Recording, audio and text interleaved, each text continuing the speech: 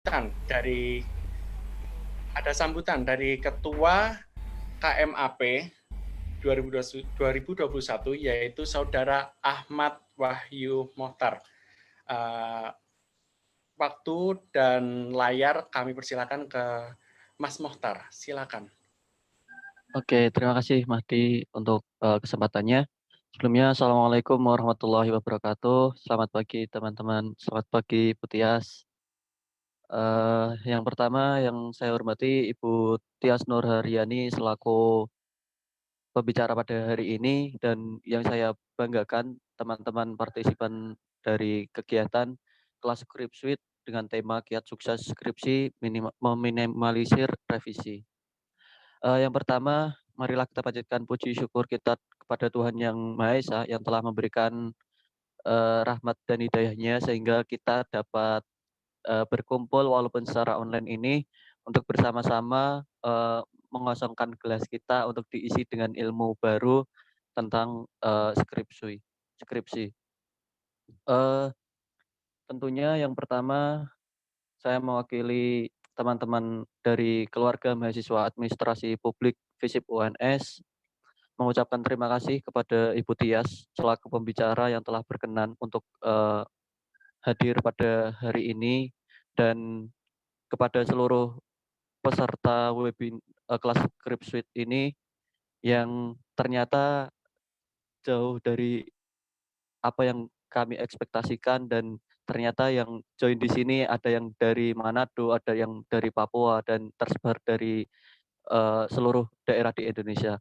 Satu kebanggaan bagi kami tentunya dari KMAP bisa menyelenggarakan kegiatan ini yang semoga nanti bisa memberikan kebermanfaatan untuk teman-teman yang ada di sini maupun untuk teman-teman lainnya. Eh, untuk kelas Script Suite ini adalah salah satu program kerja yang dijalankan oleh Departemen Kajian Ilmiah Keluarga Mahasiswa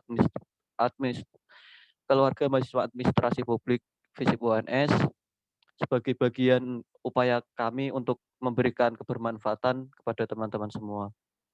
Dan tentunya kami menyadari dalam keberjalanan acara ini nanti apabila masih ada kekurangan, tentu kami eh, saya mewakili teman-teman yang bertugas meminta maaf yang sebesar-besarnya, dan segala kritik yang membangun dari teman-teman sangat kami butuhkan untuk perbaikan kegiatan yang kami selenggarakan.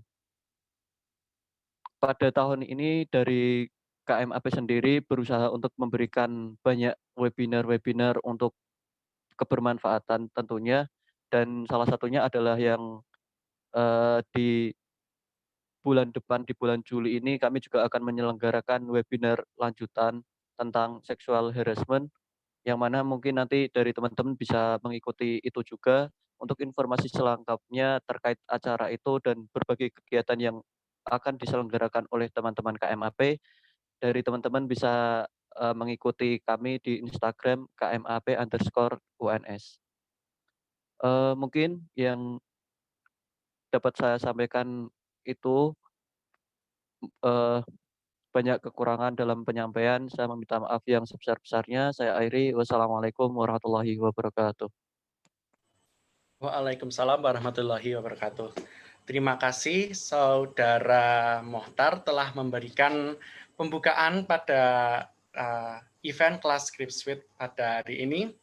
Selanjutnya akan saya perkenalkan moderator cantik kita yang akan memimpin materi disanding dengan Bu Tias ya.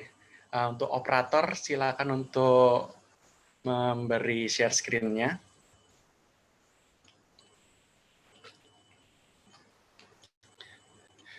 Baik, dapat kita lihat di layar ya teman-teman. Jadi moderator kita pada pagi hari ini adalah Pinkan Mareda Premastani. Biasa dipanggil Mbak Pinkan. Jadi Mbak Pinkan sendiri ini untuk pengalaman-pengalaman organisasinya ini sekarang sedang menjadi staf Departemen Kajian Ilmiah KMAP, menjadi staf organisasional Departemen Center of Social and Political Research UNS atau Sensor, menjadi anggota PKT UNS, dan lainnya. Kemudian dari ini yang ada menjadi panitia, pengalaman panitia, saat ini beliau menjadi bendahara Somasi UNS, yaitu kegiatan masa orientasi mahasiswa Prodi Administrasi Publik, kemudian menjadi MC acara Sensoria, kemudian menjadi bendahara Pengabdian Masyarakat Magang KMAP tahun 2020. Kemudian di bawahnya dapat kita lihat pengalaman lomba yang pernah diikuti oleh Mbak Pinkan. Kemudian ke atas, Mbak Operator, telah tertera nomor kontak dari Mbak Pinkan. Jika ingin menghubungi, bertanya-tanya lebih lanjut, bisa langsung menghubungi nomor yang tertera. Baik, terima kasih.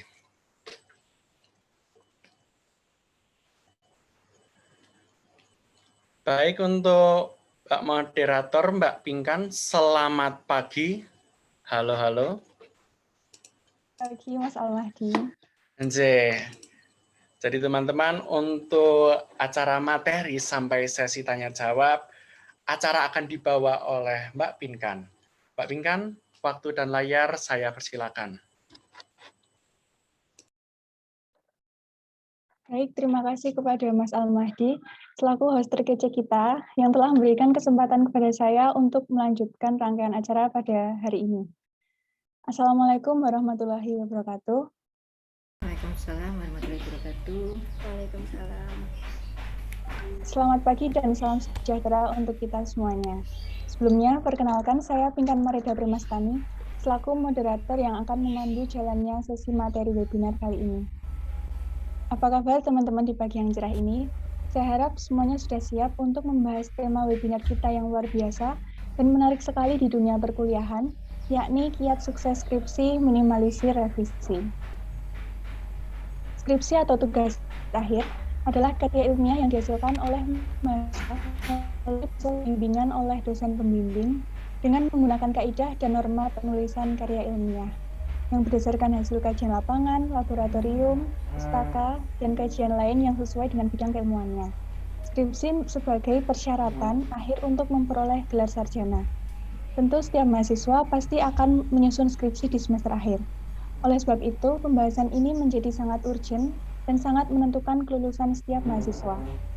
Nah, pertanyaannya adalah, bagaimana cara agar kita lancar ketika mengerjakan skripsi dan dengan revisi yang seminimal mungkin? Kita akan membahas materi ini dari pembicara yang sangat hebat, yaitu Ibu Tias Nurharyani, SOS MSI. Tak kenal maka tak sayang, izinkanlah saya membacakan CV beliau secara singkat. Kepada operator, dipersilahkan.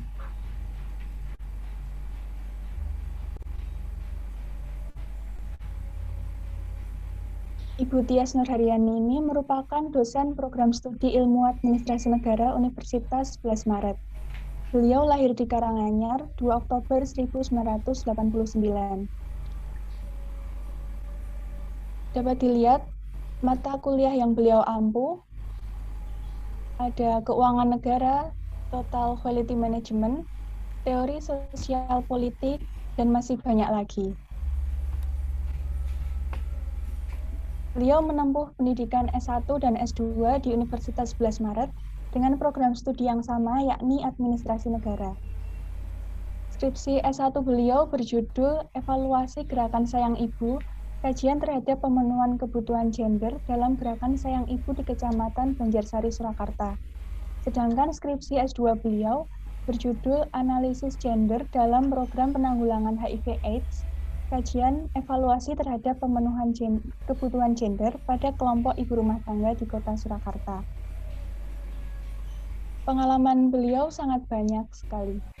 Dari penelitian, kemudian pengabdian masyarakat,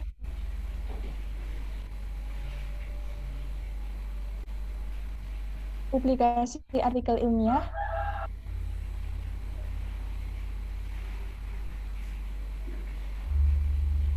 bahkan menjadi pemakalah seminar ilmiah. Seperti yang tertera, terdapat beberapa pengalaman dan prestasi beliau yang tidak dapat saya sebutkan satu persatu.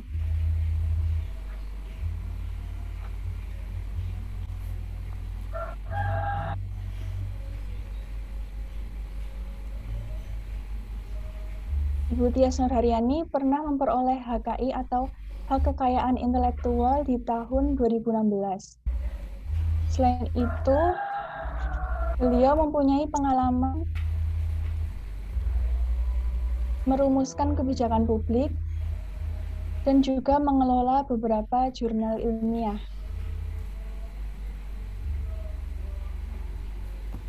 Wah, kita dapat melihat bahwa Ibu Tias Nurharyani ini sangat luar biasa hebat. Tidak perlu panjang lebar, langsung saja kita masuk ke sesi materi. Ibu Tias, mohon izin sebelum memaparkan materi, perlu saya ingatkan bahwa pemaparan materi akan berlangsung selama 45 menit, dan sisanya 30 menit akan melakukan sesi tanya-jawab. Gitu ya, Bu? Oke, tadi Civi tadi hanya beberapa kewajiban-kewajiban yang harus dipenuhi oleh dosen, jadi menulis, penelitian seperti itu, kemudian juga pengajaran, pembimbingan itu bagian kewajibannya. Tapi juga selebihnya itu kesenangan pribadi, jadi emang suka menulis dan yang lainnya. Ini saya yang share screen sendiri atau dari KMAP? Dari KMAP, Bu. Atau dari saya aja nggak apa-apa ya? Bisa nggak saya? Oh, saya tidak bisa. Bisa, Bu, bisa. Bisa? Ya. Nah, sambil saya buka-buka, mungkin buka-buka file yang lainnya bisa dari saya. Ya, baik, Bu. Kepada Ibu Tias, kami persilakan untuk menyampaikan materinya.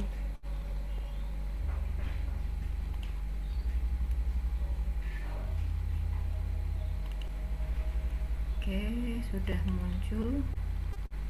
Terima kasih teman-teman KMAP. Kali ini saya mendapatkan tugas dari teman-teman KMAP untuk ikut mengisi di kelas script sheet-nya. Yang ini sesi pertama, besok sepertinya ada sesi kedua, sesi curhatnya mungkin yang besok itu. Jadi tetap ikuti sesi 1 dan sesi 2, karena kalau ketinggalan di salah satu sesi sayang banget, karena pengalamannya mungkin nanti akan lebih banyak di sesi kedua besok dengan teman-teman atau kakak tingkat yang sudah selesai skripsi. Nah, di sini kemarin tugas saya dari KMAP lebih ke substansinya atau menceritakan mengenai skripsi pada aspek penulisannya, kemudian pada aspek prosesnya kayak gitu. Seringkali kalau misal kita atau mahasiswa masuk ke skripsi itu adalah hal yang rasanya deg-degan. Jadi sudah semester tua, kalau biasanya bercandanya adalah semester tua, sudah waktunya skripsi, dan kemudian ternyata prosesnya ada yang sebentar dan kemudian ada yang lama. Menjadi momok yang menakutkan terkadang bagi beberapa mahasiswa ketika sudah memasuki tadi semester tua tadi. Aduh, udah semester tua mau skripsi nih, kemudian nanti seperti apa. Nah, ini di sini teman-teman juga dari beberapa universitas, kalau tadi saya cek ada dari beberapa wilayah juga, mungkin ada yang masih semester 4 atau mungkin semester 6 yang sudah memulai proposal, atau mungkin juga semester 8 yang sudah skripsi. Kita akan membicarakan bagaimana kemudian menuntaskan skripsi. Jadi tadi yang awalnya ini menjadi momok yang menakutkan bagi mahasiswa, tapi mau tidak mau harus dituntaskan. Tidak sedikit mahasiswa yang mengalami masalah dalam skripsinya. Nah, untuk menuntaskan skripsi itu membutuhkan suatu seni. Jadi tidak hanya sekedar kita cerdas, kemudian kita pandai, tapi ini adalah bagian dari perjalanan kalian untuk menyelesaikan studinya. Yang terkadang di situ ada hambatan-hambatan, ada halangan-halangan, kemudian ada kendala. Ada beberapa hal yang harus kita lakukan, mungkin itu tidak dipelajari dalam kelas. Jadi saat mengerjakan skripsi sebetulnya mahasiswa betul-betul belajar atau menempuh pengalamannya, mengasah keterampilannya yang tidak hanya pada aspek teoritisnya saja, tapi juga pada aspek komunikatifnya, kemudian pada aspek lobby-lobbynya mungkin, kemudian juga pada aspek keterampilan yang lainnya, keterampilan menulis, kemudian keterampilan olah data, kemudian kerajinan atau telatennya, bahasa Jawanya telatennya, itu adalah yang muncul ketika mahasiswa melakukan skripsi atau tugas akhirnya. Bertemu dengan banyak orang itu mulai dilakukan pada waktu menyusun skripsi. Berbeda dengan teori-teori yang ditempuh di dalam kelas, terkadang mahasiswa masih banyak duduk di dalam kelasnya, di ruang kelasnya. Kalau misalnya itu adalah ruang kelas yang offline dulu, konvensional, tapi dengan online tentunya dari duduk di depan layarnya masing-masing seperti itu. Nah, di skripsi tidak. Dia mau tidak mau harus keluar dari zona nyamannya dan zona amannya untuk bisa menuntaskan skripsinya atau menuntaskan perjalanan akhir dari masa studinya tadi. Bukan perkara yang mudah, kembali lagi ke momoknya tadi, bukan perkara yang mudah terkadang, tapi mau tidak mau harus diselesaikan, harus melangkah keluar dari zona nyamannya. Jadi ini sebagai sebuah ibadah akhir studinya kalian, karena memang dia nanti akan muncul, akan diambil adalah pada SKS terakhir.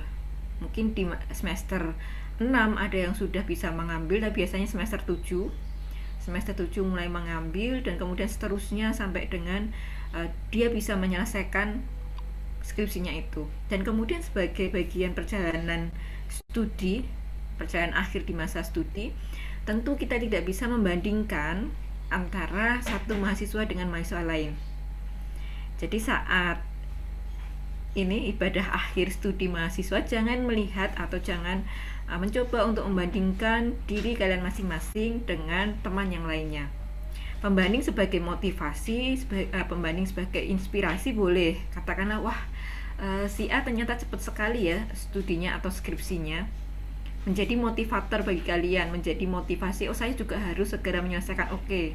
Tapi ketika membandingkan, dia kok mudah ya, oh ternyata dia mudahnya karena seperti ini, dia ternyata mengalami kesulitannya di bagian ini, dia mengalami banyak kemudahan di bagian-bagian itu, tidak bisa kita ambil karena memang pengalamannya akan berbeda-beda setiap mahasiswa, sekalipun SKS yang diambil itu sama. Jadi katakanlah 6 SKS untuk skripsi itu sama semua mahasiswa, tapi nanti pengalamannya akan berbeda. Mungkin yang satu akan mengalami hambatan ketika dia ke lapangan, dia pengambilan data. Mungkin yang satu dia akan mengalami hambatan ketika bertemu atau proses pembimbingan dengan dosennya. Yang lainnya akan mengalami hambatan pada proses administrasinya. Itu bisa ditemui berbeda-beda setiap mahasiswa. Ternyata kemudian yang satu dia memiliki kemudahan karena ternyata skripsinya dikerjakan di kantor ayahnya, semisal seperti itu. Jadi hal seperti itu jangan mencoba untuk membandingkan. Ketika membandingkan seringkali mahasiswa menjadi tidak tenang, kemudian bisa semakin stres, dan kemudian bisa berhenti juga proses skripsinya karena dia tidak fokus terhadap naskahnya, tapi dia fokus terhadap kesulitan yang dia hadapi. Padahal setiap penulisan naskah itu pasti nanti akan ada level kesulitannya. Nah ini kenapa kemudian lama, beberapa mahasiswa itu lama mengerjakan skripsinya. Kesulitan pertama adalah mereka kesulitan untuk menemukan ide. Jadi sudah waktunya skripsi, semester 1 kemudian sampai dengan semester 6 katakanlah, semester 7 sudah waktunya mengambil skripsi. Tapi selama semester 1 sampai dengan semester 6, mahasiswa yang bersangkutan tidak mencoba untuk meraba-raba atau mencari ide apa ya nanti yang akan saya gunakan, teliti untuk skripsi saya nanti. Ide di sini bisa topik, bisa masalahnya, kemudian bisa temanya, atau bisa pada skup kajian keilmuannya nanti di apa, konsentrasi yang mana.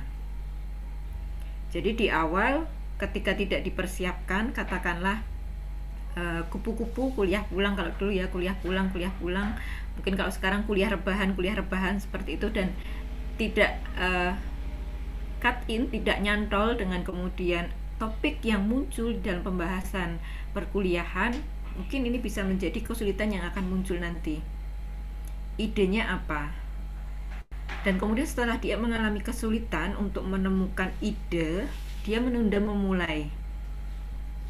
Nah, pada yang pertama ini kemungkinan ada juga pengalaman mahasiswa yang bersangkutan itu dia sangat kaya ide, referensinya sangat banyak, bahan bacaannya sebetulnya juga dia sangat luas. Ide-ide diskusi yang ketika dia sampaikan muncul itu juga sebetulnya menarik semuanya. Tapi ketika harus mengkerangkakan ide dalam sebuah skripsi, dia mengalami kesulitannya. Karena dia mungkin masih kurang mampu untuk memapatkan, mengkerucutkan ide yang akan dia ambil. Nah, setelah dia kesulitan, idenya tidak ketemu-ketemu, dia menunda untuk memulai. Nanti dulu, dan nanti dulu. Idenya belum ada, dianya tidak segera memulai, dan kemudian tidak pernah datang ke perpustakaan, ibaratnya seperti itu. Karena di sini perpustakaan, baik itu online maupun yang kemudian offline, ini bisa menjadi gudang pengetahuan kita untuk mencari ide ini. Skripsi pada level S1 tentu akan berbeda pada level tesis ataupun pada level disertasi. Skripsi dia hanya pada level untuk mencocokkan teori yang dipelajari dan kemudian dengan kondisi atau senyatanya yang ada di lapangan. Jadi levelnya hanya teori yang sudah kalian pelajari selama di kelas, kemudian kalian cek bagaimana teori tersebut berjalan pada kondisi yang ada di masyarakat ataupun di dalam lingkungan sekitar kalian atau di unit penelitian yang kalian ambil itu.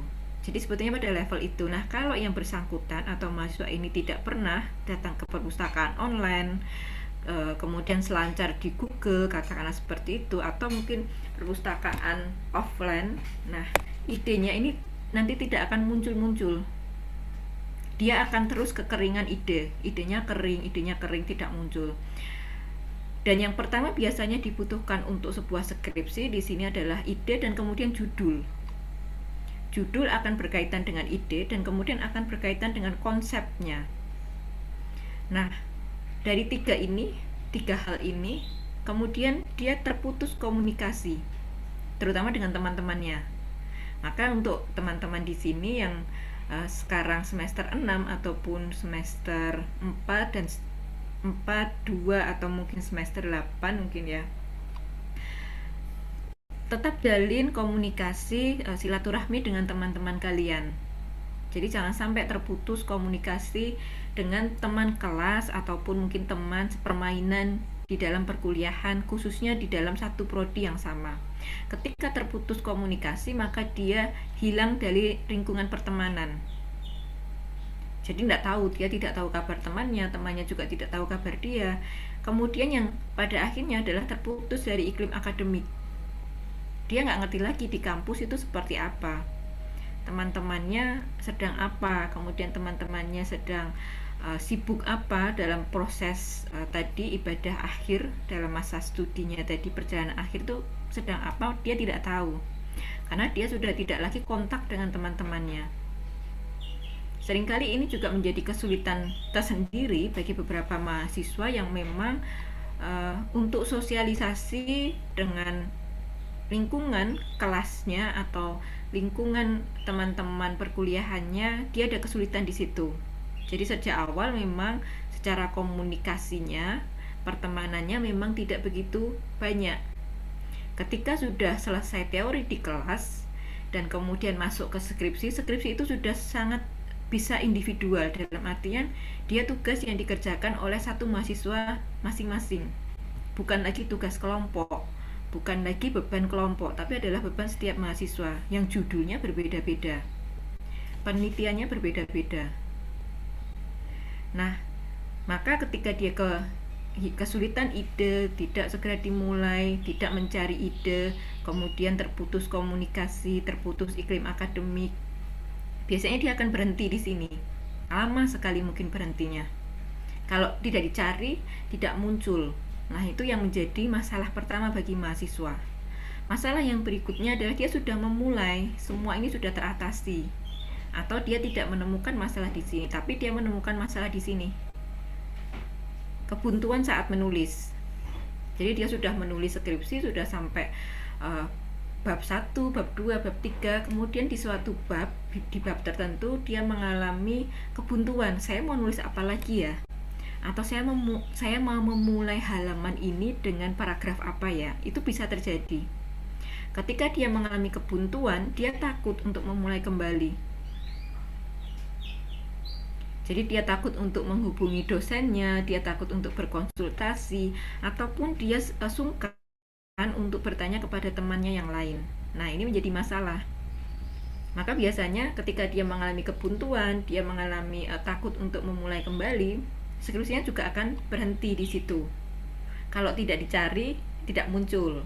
Atau sudah dicari, tidak muncul juga ada. Jadi ini yang dialami. Permasalahan yang ketiga adalah sulit fokus pada skripsinya. Mungkin yang bersangkutan sambil bekerja, atau mungkin yang bersangkutan ada kegiatan yang lainnya, ada kesibukan yang lainnya, sehingga kemudian tidak pernah menyentuh atau membuka skripsinya. Ketika dia mengalami kebuntuan menulis, atau ketika dia belum menemukan ide. Jadi ini adalah masalah-masalah yang biasanya muncul pada mahasiswa ketika skripsi. Dan ketika ini kebuntuan ide, kebuntuan dalam menulis itu tidak segera diatasi, tidak segera untuk dimulai kembali, maka tentu proses kebuntuan ini akan semakin lama. Kekosongannya akan semakin lama, dia akan semakin kehilangan atau semakin lupa. Teorinya apa ya? Atau cara menuliskan bab 2 itu seperti apa ya? Kemungkinan akan mengalami lupa. Pengalaman yang saya miliki, tidak dengan mahasiswa sekarang, tapi dengan teman-teman saya dulu ketika perkuliahan, mereka seperti itu. Jadi ketika menunda dan kemudian lama sekali, mungkin 1 tahun, 2 tahun itu menunda skripsi, mereka lupa teorinya apa yang digunakan, cara menulis bab 2-nya seperti apa ya, cara menulis metode dan yang lainnya itu seperti apa. Maka lebih baik adalah skripsi di sini memang segera ditulis. Jadi solusinya adalah jalin pertemanan dengan teman-teman kelas, terutama teman-teman angkatan, jalin komunikasi, anggap skripsi sebagai tantangan baru dalam proses studi. Jadi yang sebelumnya di kelas itu asik-asik saja, dan kemudian ketika skripsi harus penelitian sendirian, menyelesaikan atau menulisnya sendirian, anggap sebagai tantangan. Kuncinya adalah 6M. Membaca, dan kemudian menulis. Jadi memang seorang mahasiswa saat menulis skripsi, dia harus banyak membaca. Kalau sekarang referensi tidak hanya dituntut referensi dalam negeri, tidak hanya referensi berbahasa Indonesia, tapi juga referensi asing. Jadi untuk referensinya juga jangan malas untuk mencari dan kemudian berusaha untuk memahami terjemahan dari referensi-referensi asing tadi. Seringkali ketika ditemukan referensinya adalah ternyata penelitiannya di Indonesia itu masih minim. Penelitian pada ide yang dia dapatkan atau ide yang dia ambil ternyata masih sangat sedikit di Indonesia. Mau tidak mau harus membaca dari jurnal asing atau referensi-referensi berbahasa asing. Ketika dia tidak mau keluar dari zona nyaman dan zona amannya itu, tentu dia akan kesulitan untuk menulisnya. Jadi kuncinya memang membaca dan kemudian menulis. Dan kemudian ingat juga bahwa biaya pendidikan saat ini semakin mahal. Maka ini menjadi motivasi kita, kemudian membantu orang tua kita untuk kita bisa segera menyelesaikan skripsi kita yang dimulai dari awal. Sejak masa kalian sudah cukup SKS untuk mengambil skripsi dan tidak menundanya, dan kemudian konsisten dan istiqomah. Dia harus dikerjakan secara rutin. Jadi ketika sudah hilang, kita tidak mengerjakan katakanlah 1 bulan, 3 bulan, biasanya nanti akan libur lama. Kita akan vakum lama untuk kembali membaca dan menulis lagi. Maka mahasiswa untuk skripsi yang lancar tentu dia harus di sini konsisten. Terus membuka skripsinya, terus membuka folder skripsinya, kemudian mengetik sedikit demi sedikit, meskipun hanya 1 paragraf itu sudah bagus. Jadi dia tetap ada proses, dia tetap ada ingatan terhadap skripsinya itu. Dan kemudian nanti akan ketemu lagi, semisal 1 paragraf dia sudah buntu, apalagi yang mau ditulis ya. bisa diulangi dengan membaca lagi, membaca dan membaca. Nanti akan ketemu lagi, oh saya mau nulis ini, oh berarti saya bisa mengkerangkakan ide ini lagi atau alur berpikir yang selanjutnya ini. Ini adalah kuncinya. Jadi memang jangan sampai terputus dari iklim akademik, jangan sampai terputus dari iklim kampus, karena kalau sudah terputus biasanya tidak tahu kabar kampus, tidak tahu informasi kampus, tidak termotivasi oleh teman-temannya yang lain yang sudah lulus atau yang sudah selesai. Nah, itu bahayanya di situ. Nah, ini untuk motivasinya. Jadi keluarlah dari zona nyaman dan kemudian anggap sebagai ibadah akhir dari perjalanan studi skripsi tersebut, dan kemudian jangan membandingkan proses antara satu dengan yang lainnya. Melihatnya adalah sebagai inspirasi dan kemudian sebagai motivasi untuk mengikuti teman yang sudah selesai tadi. Tapi bukan untuk meratapi, bukan untuk meratapi kondisi kita dan membandingkan dengan yang lainnya. Nah, ini adalah skripsi, bisa sebetulnya pada konteks susunan atau sistematika, mungkin antar universitas, antar fakultas ataupun juga program studi memiliki panduan yang sudah ditetapkan, dan kadang sistematikanya mungkin ada perbedaan.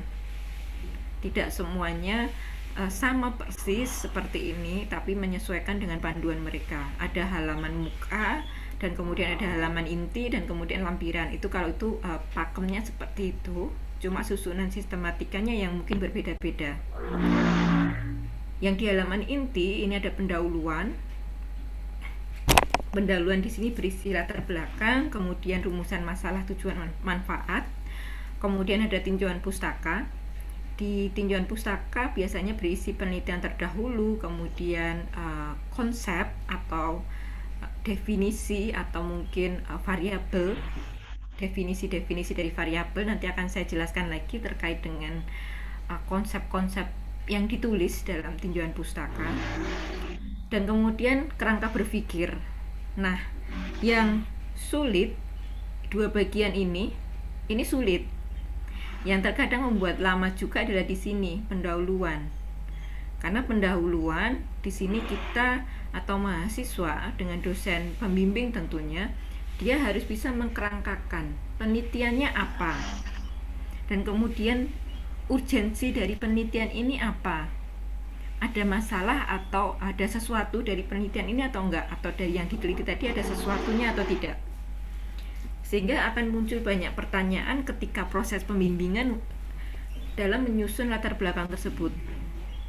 Kemudian alur berpikirnya yang biasa digunakan adalah umum ke khusus.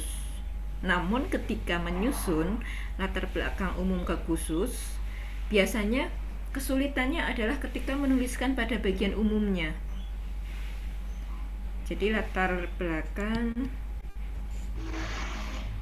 saya sambil ketik baru, misal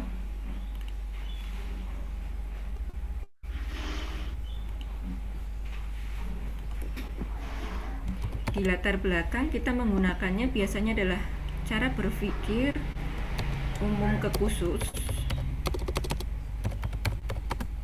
Umum ke khusus di sini maksudnya adalah menceritakan dulu hal-hal yang umum dan kemudian semakin mengkerucut pada hal yang spesifik dengan judul yang diangkat. Umumnya di sini tentu dia akan berkaitan dengan judul, topik judulnya.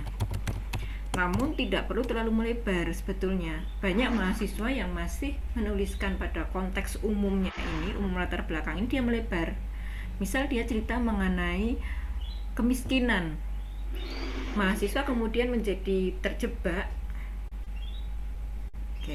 terjebak ketika dia menuliskan konsep umumnya. Dia menceritakan kondisi di Amerika sebagai negara maju, kemiskinannya sekian, kemudian kondisi di sini dan di tempat yang lainnya pada konteks internasional. Itu terlalu umum, meskipun bisa dituliskan, tapi lebih spesifik adalah ke bagian yang memang itu berkaitan dengan penelitiannya. Jadi semisal kemiskinan langsung to the point, umum, hal yang berkaitan pada konteks internasional atau konteks global. Kemiskinan ini kaitannya dengan di Indonesia apanya? Apakah ada sesuatu hal yang kemudian Indonesia ikut terlibat dalam kemiskinan, penanggulangan kemiskinan pada level internasional, misalnya kebijakannya atau mungkin programnya atau mungkin datanya, bahwa kemiskinan di dunia misal tinggi, kemudian semakin khusus mengambil ke Indonesia, semakin khusus lagi mengambil ke judul atau lokasi penelitiannya. Jadi umumnya difokuskan, dan kemudian data yang diambil biasanya mahasiswa akan menuliskan data-data dalam latar belakang ini. Nah, data-data yang diambil tentu harus spesifik. Spesifik di sini dalam artian tidak semua data kemudian dimasukkan, tapi memang spesifik yang berkaitan dengan variabel penelitiannya. Di mana variabel penelitian ini nanti muncul atau bisa kita lihat adalah pada judulnya. Kalian punya judul apa? Nah, nanti bisa dilihat ada berapa variabel yang muncul di situ. Mungkin bisa contoh, ada yang ngasih contoh ya, sambil kita interaktif. Ada yang mungkin bisa ngasih contoh judul, satu mahasiswa.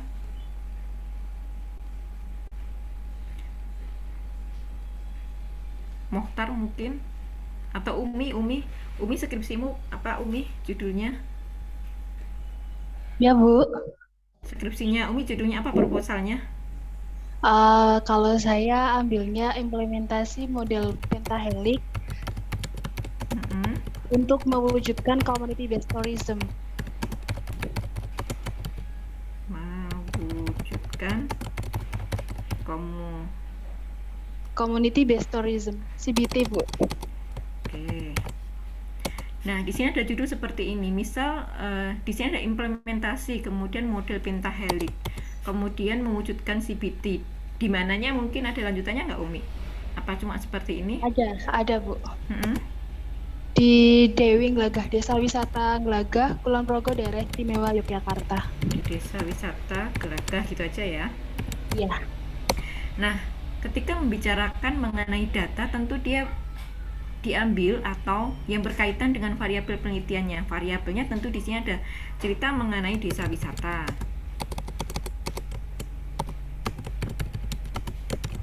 Berarti yang ditampilkan adalah data-data pada latar belakang itu adalah data-data mengenai desa wisata. Kalau mau umum, desa wisata, katakanlah perkembangan desa wisata di Indonesia, ya fokusnya adalah desa wisata, tidak perlu menceritakan desa di Indonesia atau menceritakan pariwisata di Indonesia, tapi bisa langsung fokus ke sini. Itu masih umum, karena masih Indonesia. Khususnya adalah nanti ketika dia cerita mengenai data atau data pariwisata mungkin di Desa Glagah. Kenapa? Mungkin di sini bisa muncul pertanyaan-pertanyaan yang kalian tuliskan di dalam latar belakangnya. Kenapa dengan Desa Wisata Glagah? Kemudian bagaimana di sana kondisinya? Misal seperti itu. Itu narasi, tapi tetap butuh data. Nah, kemudian di latar belakang, kalau bisa adalah memunculkan ini. Urgensinya apa? Kenapa harus meneliti CBT? Apa menariknya dari CBT? Apa urgensi atau pentingnya CBT di Desa Glagah? Dan kemudian juga model pentahelix. Ada juga di situ variabelnya adalah model pentahelix. Urgensinya apa? Penelitian dengan implementasi model pentahelix atau menariknya apa? Biasanya di sini nanti akan berkaitan dengan novelty. Penelitian ini dengan implementasi model pentahelix, novelty-nya apa? Kenapa dia penting, dan kemudian apa juga bedanya dengan penelitian-penelitian yang lainnya?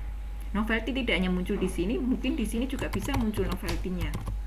Bahwa penelitian serupa mengenai CBT ini belum pernah ada yang meneliti dengan lokasi di Desa Wisata Glagah, atau belum ada yang meneliti pada konsep ini.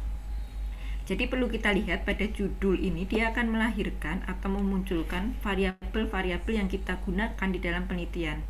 model implementasi pentahelix, dan kemudian CBT,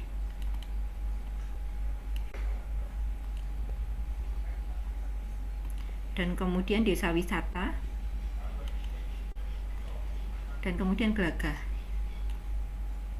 Nah, ini adalah variabel-variabel yang muncul. Variabel ini mestinya konsisten ada di setiap babnya. Dia dalam halaman inti di latar belakang seharusnya sudah menyinggung variabel tadi. Di tinjauan pustaka dia juga menyinggung variabel tadi. Di pembahasan apalagi, dan kemudian di penutup juga demikian. Nah, itu tadi untuk pendahuluan, khususnya pada latar belakang yang terkadang mahasiswa masih kesulitan untuk mengkerangkakan umum ke khusus ini. Jadi semakin ke bawah semakin mengkerucut. Jumlahnya berapa halaman, Bu, bagusnya latar belakang? Semakin padat dia semakin bagus. Jadi katakanlah bisa semakin padat, umum ke khususnya, tidak perlu banyak basa-basi. Biasanya yang banyak basa-basi adalah di umumnya. Cerita dulu kondisi di negara maju, cerita mengenai data internasional, kemudian cerita mengenai komitmen-komitmen internasional, tapi tidak to the point pada variabel yang akan diteliti. Kaitannya langsung itu tidak to the point, jadi dia basa-basi dulu. Itu yang perlu dihindari sebetulnya. Kalau khusus biasanya langsung loncat. Kesulitannya adalah loncat. Jadi setelah cerita mengenai umum, cerita mengenai Indonesia, tiba-tiba dia langsung menceritakan mengenai hal yang sifatnya lebih khusus di lokasi penelitiannya. Nah, sebaiknya berikan dulu kalimat-kalimat atau paragraf-paragraf yang menjembatani, menghubungkan antara cerita mengenai umum itu tadi menuju ke narasi khususnya. Kemudian ada selanjutnya adalah tinjauan pustaka. Nah, tinjauan pustaka semestinya dia juga mengandung atau berisi pembahasan dari ini. Biasanya diminta juga adalah penelitian terdahulu ya. Ada beberapa yang minta pada sistematikanya ada penelitian terdahulu. Mestinya penelitian terdahulu berkaitan dengan variabel yang ada dalam judul kalian. Misal dia mengambil penelitian terdahulu mengenai implementasi model pentahelix, tapi kajiannya berbeda. Penelitian terdahulu dalam konteks CBT, tapi ininya berbeda, analisisnya berbeda.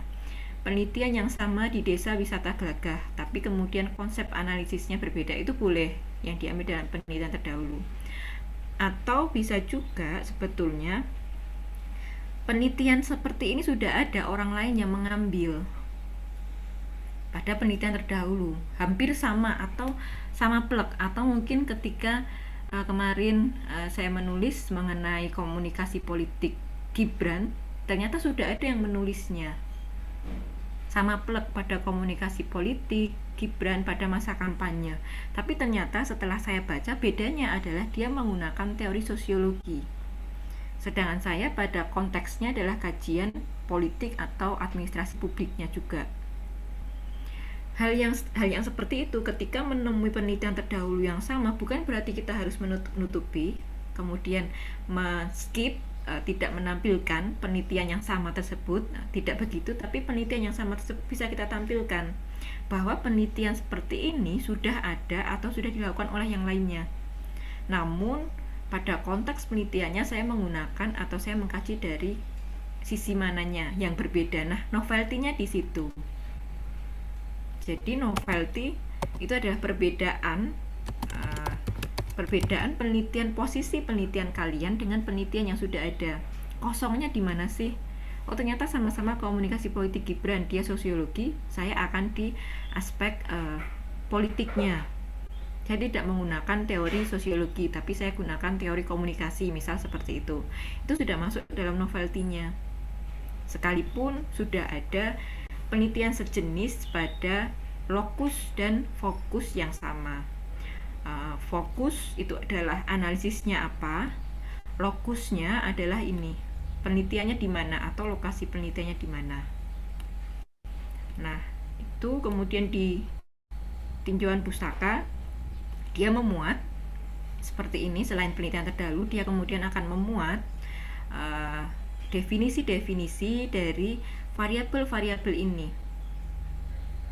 Nah, tapi dalam menulis definisi tidak berarti kita hanya menuliskan artinya apa, implementasi adalah apa, CBT adalah apa. Tidak sekedar demikian, tapi mahasiswa harus bisa menunjukkan definisi operasional dan kemudian definisi konseptualnya. Itu akan lebih bagus. Biasanya kelemahannya adalah ketika menuliskan tinjauan pustaka adalah kebijakan publik adalah apa, kemudian katakanlah public sphere dengan teori public sphere adalah apa, tapi konseptualnya apa. Kalau konseptual memang dia adalah berisi definisi artinya. Operasionalnya seperti apa? Apakah nanti di sini ada indikator-indikator yang bisa mengukur CBT itu seperti apa yang sudah berhasil? Kemudian desa wisata itu, yang disebut desa wisata itu indikatornya apa, syaratnya apa, itu adalah operasional. Kalau desa wisata adalah desa yang memiliki atau mengelola lokasi wisata, itu adalah konseptualnya. Sedangkan operasionalnya bisa dilihat syarat sebagai desa wisata apabila memenuhi bla bla bla bla, itu adalah operasionalnya. Itu bisa ditampilkan di dalam tinjauan pustaka. Jadi tidak sekedar implementasi adalah apa, kebijakan adalah apa, desa wisata adalah apa, tidak sekedar demikian. Nah, nanti definisi operasional itu bisa kita gunakan untuk membahas di tinjauan pustaka. Setelah dia selesai untuk menuliskan tadi definisi operasional dan definisi konseptual, semestinya peneliti tadi bisa membangun yang namanya state of the art. State of the art itu memang memiliki level kesulitan tersendiri ketika menuliskan state of the art. Dalam artian di sini setelah dia mengumpulkan definisi-definisi tadi, dia membangun batasannya. Maka penelitian saya berarti akan meneliti mengenai hal ini pada tataran ini.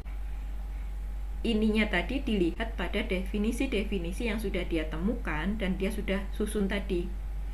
Jadi harus nyambung antara definisi yang dia temukan dan kemudian kerangkanya atau state of the art-nya tadi. Biasanya kadang tidak nyambung lagi.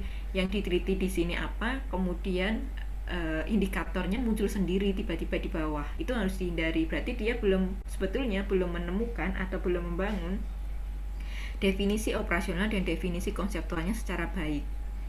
Tapi kemudian dia terburu-buru untuk menempatkan bahwa saya akan meneliti ininya, tapi di atas tidak dibangun terlebih dahulu. Jadi harus nyambung. Nah, pendahuluan tinjauan pustaka, metode penelitian, pembahasan, penutup, ini adalah satu kesatuan. Di atas ini seharusnya ada judul. Jadi judul nanti itu akan diturunkan ke dalam latar belakangnya dan juga rumusan masalah. Apa yang tertulis di dalam judul semestinya itu tersampaikan di dalam rumusan masalahnya. Rumusan masalah nanti akan terjauh atau tersampaikan juga di dalam tujuan penelitian dan manfaat penelitiannya. Jadi jangan sampai berbeda. Yang satunya mengatakan identifikasi, yang satunya mengatakan mengeksplorasi. Itu sudah hal yang berbeda. Jadi harus konsisten. Apa yang sudah dituliskan dalam judul itu terus diturunkan ke bawah, dikerangkakan dalam latar belakang kenapa memilih topik tersebut atau kenapa memilih konsep-konsep masalah dalam judul yang dituliskan itu. Rumusan masalahnya apa ketika sudah berhasil menyusun latar belakang. Kemudian tujuan manfaatnya diturunkan dari rumusan masalahnya. Tinjauan pustaka diambil dari konsep-konsep variabel yang muncul dari judul. Dan kemudian metode penelitian semestinya ini bisa menjawab dari latar belakangnya, latar belakang dan rumusan masalahnya, bahwa rumusan masalah seperti ini nanti akan dijawab dengan metode yang semestinya ini. Jadi harusnya cocok. Kalau misal dia rumusan masalahnya kualitatif, metodenya bisa kualitatif. Kalau di rumusan masalah dan judulnya sudah berbau kuantitatif, mestinya metodenya juga kuantitatif. Jadi di sini ada selalu link and match-nya, nyambung satu dengan yang lainnya. Pembahasan tentu dia akan membahas atau menjawab apa yang sudah ditanyakan dalam rumusan masalah.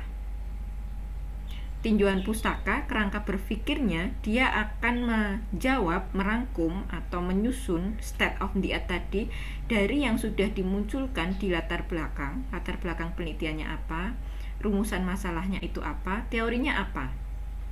Rumusan masalah tadi akan dijawab dengan teori apa. Nah, itu biasanya juga akan nyambung di judulnya. Judulnya CBT, tapi kemudian kenapa teori yang dibangun adalah empowerment, beda lagi. Jadi agar tidak rancu, semuanya di sini saling nyambung. Pembahasan akan menjawab di rumusan masalah. Penutup yang berisi simpulan dan saran, simpulan diambil dari pembahasannya. Dia sudah membahas, sudah menyajikan hasil-hasil temuannya, dan kemudian dia sudah menyajikan hasil analisisnya. Simpulannya tidak dituliskan, dia tidak menuliskan dari apa yang sudah ditulis di sini. Nah, itu adalah kekeliruan. Simpulan mestinya diambil dari sini. Bahasa-bahasanya juga semestinya sudah muncul di sini. Kalau di pembahasan dia mengatakan hasilnya adalah pada indikator A misalnya seperti ini bla bla bla bla, di simpulan semestinya juga konsisten. Seringkali mahasiswa ketika menyimpulkan, dia kemudian berbeda lagi dengan pembahasannya. Dia lupa untuk, jadi si simpulan ini dia temukan selama pengambilan data, oh berarti nanti kesimpulannya seperti ini. Tapi saat pembahasan dia lupa untuk menuliskannya. Menyajikan narasinya itu lupa di situ. Nah, setelah simpulan adalah saran. Saran semestinya dia menjawab dari simpulannya. Ketika simpulan itu menemukan ada kekurangan, maka sarannya dituliskan dalam saran. Ketika di simpulan dia menemukan adanya kelebihan, tapi juga ada yang perlu ditambahkan atau diperbaiki, dituliskan dalam sarannya. Jadi saran tidak bisa ujuk-ujuk muncul. Tidak bisa tiba-tiba dituliskan tanpa dasar yang nyambung dengan bab sebelumnya. Daftar pustaka tentu dia harus cocok dengan yang dituliskan atau yang digunakan dari mulai pendahuluan, tinjauan pustaka, dan seterusnya. Jadi ketika dicari di sini, ada di sini. Ketika mau mencocokkan dari naskah ke daftar pustaka juga ada. Penulisannya juga konsisten, mau menggunakan gaya apa atau gaya half part atau gaya yang lainnya, itu juga harus konsisten, tidak bisa berubah-ubah. Kemudian lampiran ini berisi berkas-berkas dari mulai surat menyurat dan yang lainnya, itu biasanya dilampirkan di situ. Nah, kemudian dalam menulis skripsi tentu sudah bisa kita pahami bersama bahwa dia ini masuk dalam karya tulis ilmiah. Jadi penggunaan bahasa itu adalah harus bahasa baku, bukan bahasa milenial atau bukan bahasa WhatsApp. Sekalipun itu menuliskan kutipan wawancara, yang mana kutipan wawancara itu harus asli, tidak bisa diganti atau tidak bisa diubah oleh kita teksnya, tapi bahasa-bahasa atau teks yang dituliskan adalah teks baku, bukan bahasa pesan SMS atau bukan bahasa WhatsApp, tapi tetap sesuai dengan EYD. Dan kemudian objektif. Jadi subjektifnya kalian dihilangkan dulu. Kebanyakan yang subjektif itu nanti adalah mereka yang melakukan penelitian kualitatif. Mereka tidak bisa melepaskan subjektivitas diri mereka ketika mereka menuliskan hasil pembahasan dan juga penutup dalam penelitian kualitatifnya mereka. Kenapa? Karena kalau penelitian kualitatif, instrumen utamanya itu bukan panduan wawancara. Instrumen utamanya adalah diri peneliti itu sendiri. Bagaimana dia mengumpulkan data, bagaimana dia menggali datanya, bagaimana kemudian dia memperdalam datanya, bagaimana juga kemudian dia memilah datanya itu dan kemudian menyimpulkan datanya. Itu adalah instrumen utamanya dirinya sendiri. Kalau kuantitatif, instrumen utamanya adalah angkat atau alat pengumpulan datanya tadi. Sudah tidak bisa diotak-atik lagi, semisal hasilnya adalah secara angka demikian, maka nanti dituliskannya juga sudah demikian. Kuadrannya demikian, ya sudah dituliskannya adalah kuadran yang ditemukan dari hasil statistiknya itu. Jadi subjektivitas seringkali terjadi pada penelitian kualitatif. Lebih mudah mana, kualitatif atau kuantitatif, nanti coba kita cek di bagian bawah. Kemudian berdasarkan hasil penelitian, jadi harus objektif, menggunakan metode. Seringkali pada beberapa penelitian yang bukan skripsi ya, pada penelitian-penelitian mungkin tugas atau yang lainnya, metodenya masih meleset. Atau mungkin PKM seperti itu, metodenya masih meleset dalam artian dia mau kualitatif atau dia mau kuantitatif itu belum paham, belum mengerti bagaimana nanti datanya diambil, bagaimana nanti informannya atau narasumbernya. Nah, itu masuk ke metodenya. Skripsi dia pada level penggunaan teori. Jadi pencocokkan teori yang dipelajari di kelas dengan kondisi yang senyatanya di masyarakat. Harus ada solusi juga, rekomendasi, karena ini hasil dari penelitian. Jadi hasilnya apa, si peneliti bisa memberikan sebuah solusi. Kemudian syarat yang utama tentu adalah tidak plagiat. Ini yang kemarin ditanyakan juga pada panitia, bagaimana bisa menulis referensi tanpa terkena plagiarisme. Kita ke bawah dulu.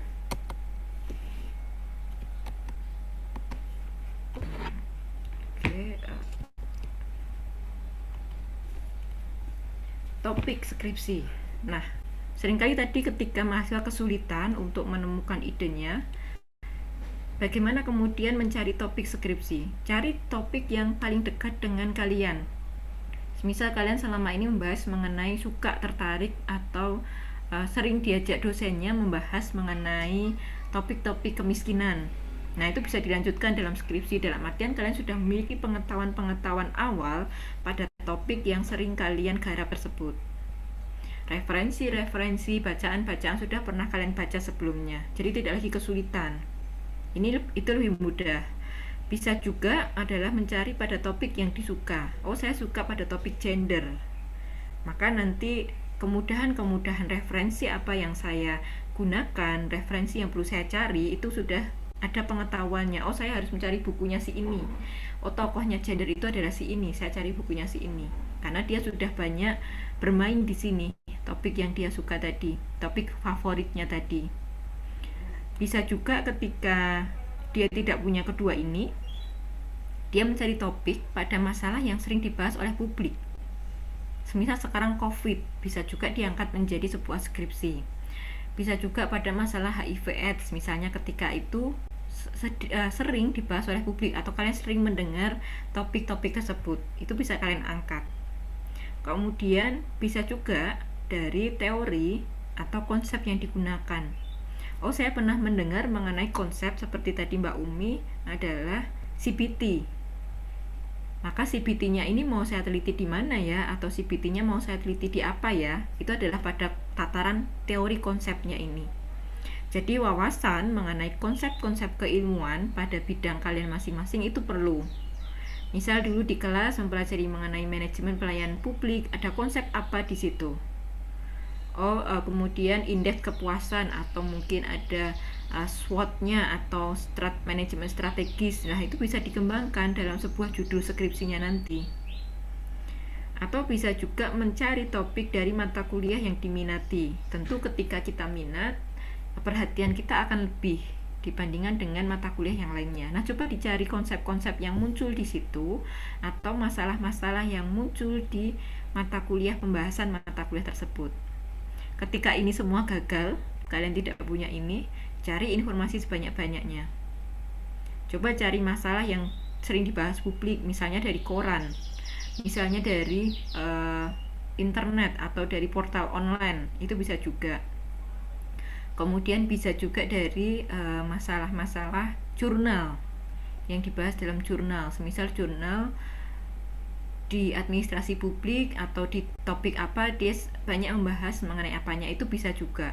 Jadi ketika ini semuanya gagal atau masih runtuh, kuncinya adalah banyak membaca. Jadi banyak mencari dan membaca, itu bisa menemukan topiknya tadi. Jadi topik di sini dia sangat berkaitan dengan konsep apa yang diteliti. Apakah boleh Bu, semisal itu topiknya atau masalahnya itu baru-baru aja? Kalau bisa diusahakan bukan yang sedang baru-baru saja atau beberapa hari ini terjadi, tapi topik tersebut sudah berlangsung dalam waktu yang cukup untuk diteliti, cukup waktu untuk diteliti. Misalnya adalah COVID sudah berlangsung 1 tahun lebih, itu sudah cukup untuk diteliti. Misalnya adalah kasus korupsi, itu bisa cukup untuk diteliti. Nah, kalau dia misalnya masih baru, masih new, kita mau meneliti, kesulitannya nanti adalah ketika pengumpulan datanya. Jadi ternyata kondisi di lapangannya, masalah tersebut masih baru, kemudian masih ditata juga, masih belum banyak juga yang istilahnya concern terhadap isu tersebut atau topik tersebut, dalam artian pelakunya, pelaksananya tadi belum banyak, maka kesulitannya nanti adalah waktu pengumpulan data. Lebih baiknya adalah pada topik yang dia sudah lebih cukup waktu untuk diteliti. Dan kemudian untuk konsep juga, bahasa konsep di topik ini, jangan membuat bahasa konsep sendiri. Seringkali mahasiswa itu memunculkan bahasa konsepnya sendiri. Bahasa konsep carilah dalam teori yang ada. Jadi semisal dia mau meneliti mengenai atau dia menunjukkan konsep baru, menuliskan konsep baru terkait mungkin elektronik apa, itu yang belum dimunculkan oleh pemerintah, bahasanya belum muncul juga dalam sebuah teori atau dalam sebuah jurnal, itu belum pernah ada. Tapi si peneliti tadi, mahasiswa S1, dia sudah menuliskan dengan bahasa sendiri, jadi memberi nama sendiri. Itu jangan. Jadi gunakan konsep atau teori yang sudah ada saja, kemudian ditampilkan dalam judul tadi. Nah, ini judul, penulisan judul spesifik pada topik, gunakan bahasa konsep. Kalau misal bukan bahasa konsep, nanti kalian akan kesulitan untuk mencari teorinya, berarti teori apa ya, atau teorinya siapa ya, penelitian terdahulunya apa ya, karena bahasanya tadi hanya kalian aja yang tahu. Ada chat masuk, apakah waktu saya masih 10 menit lagi? Oke. Kemudian judul sudah menggambarkan masalah yang jelas. Maksimalnya terdiri dari 12 kata. Kalau lebih dari 12 kata, buat subjudul. Jadi judulnya maksimal ada 12 kata, sisanya diberikan dalam subjudul. Judul menarik itu penting, tapi kalau terlalu bombastis dalam artian membuat bahasa-bahasa sendiri, nah itu yang perlu diwaspadai. Terkadang bahasa-bahasa gaul itu muncul dalam judul, lah itu yang belum biasa dalam sebuah karya ilmiah skripsi. Ada kampus yang sudah bisa menerima, ada juga yang belum. Oke. Ini contoh judul. Kalau yang seperti ini, apakah ini bisa masuk dalam sebuah judul skripsi?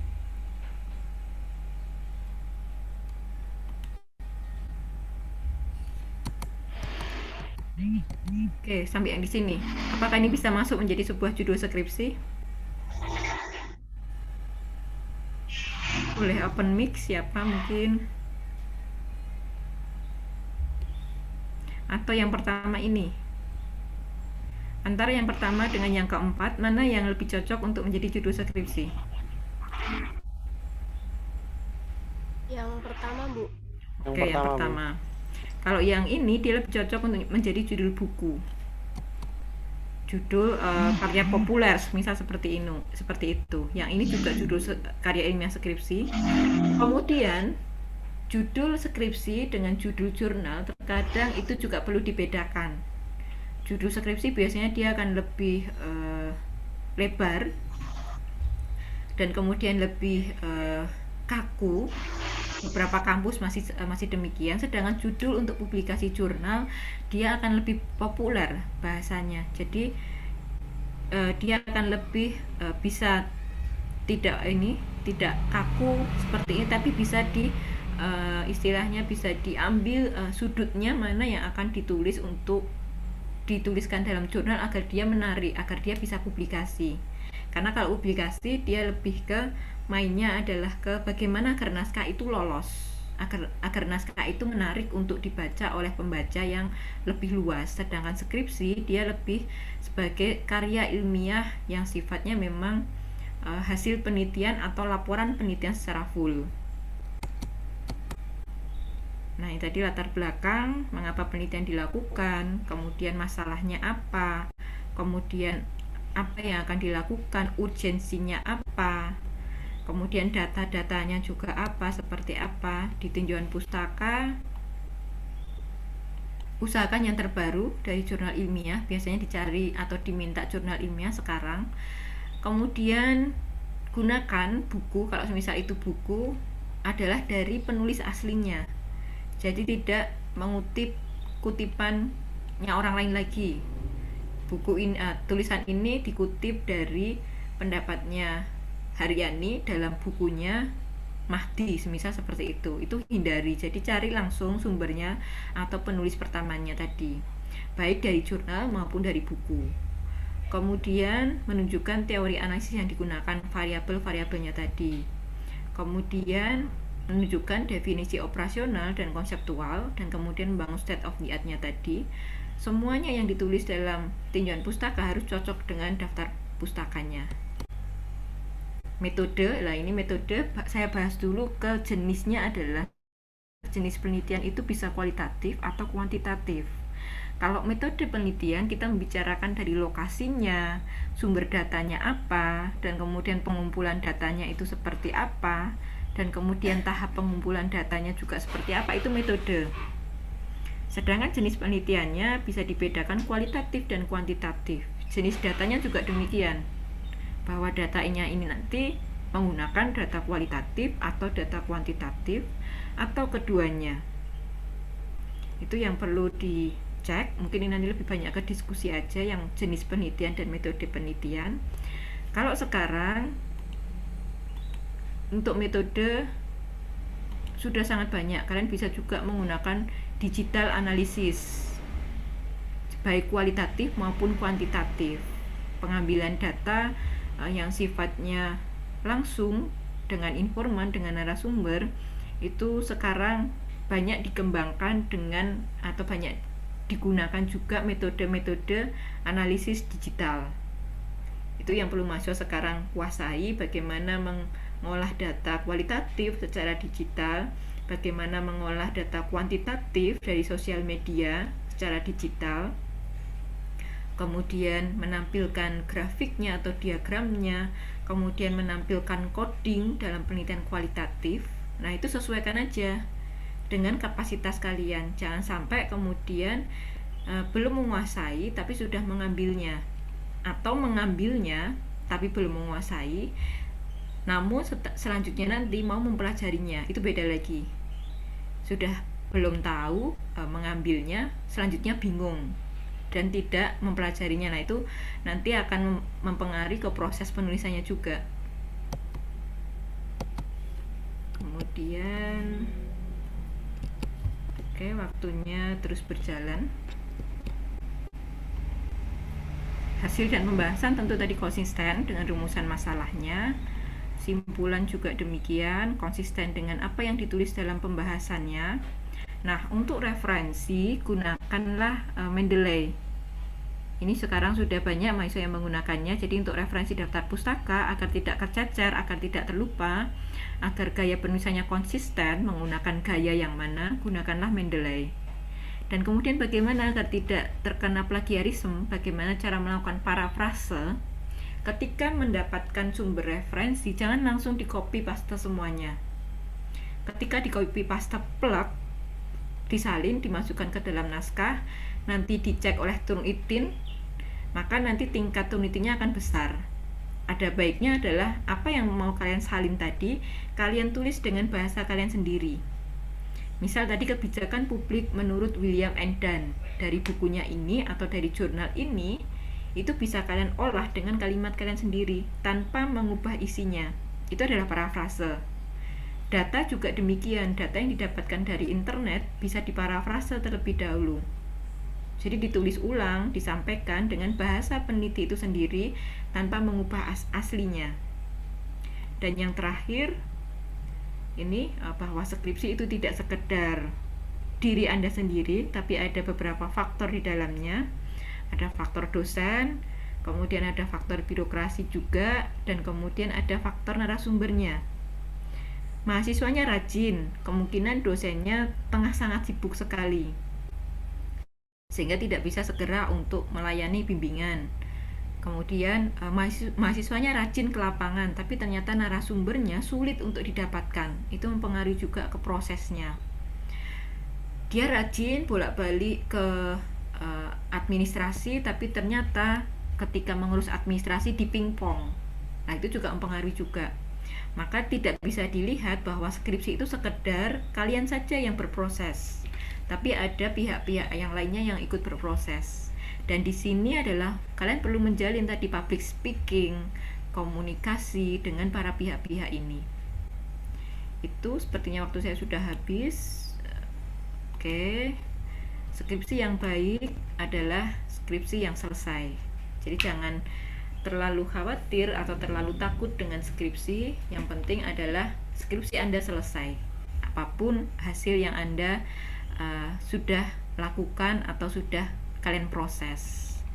Itu dari saya, kita banyak ke diskusi aja. Silahkan saya kembalikan ke moderator.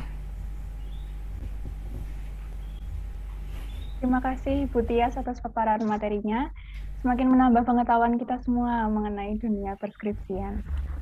Baik, sekarang kita masuk ke sesi selanjutnya, yaitu sesi tanya jawab.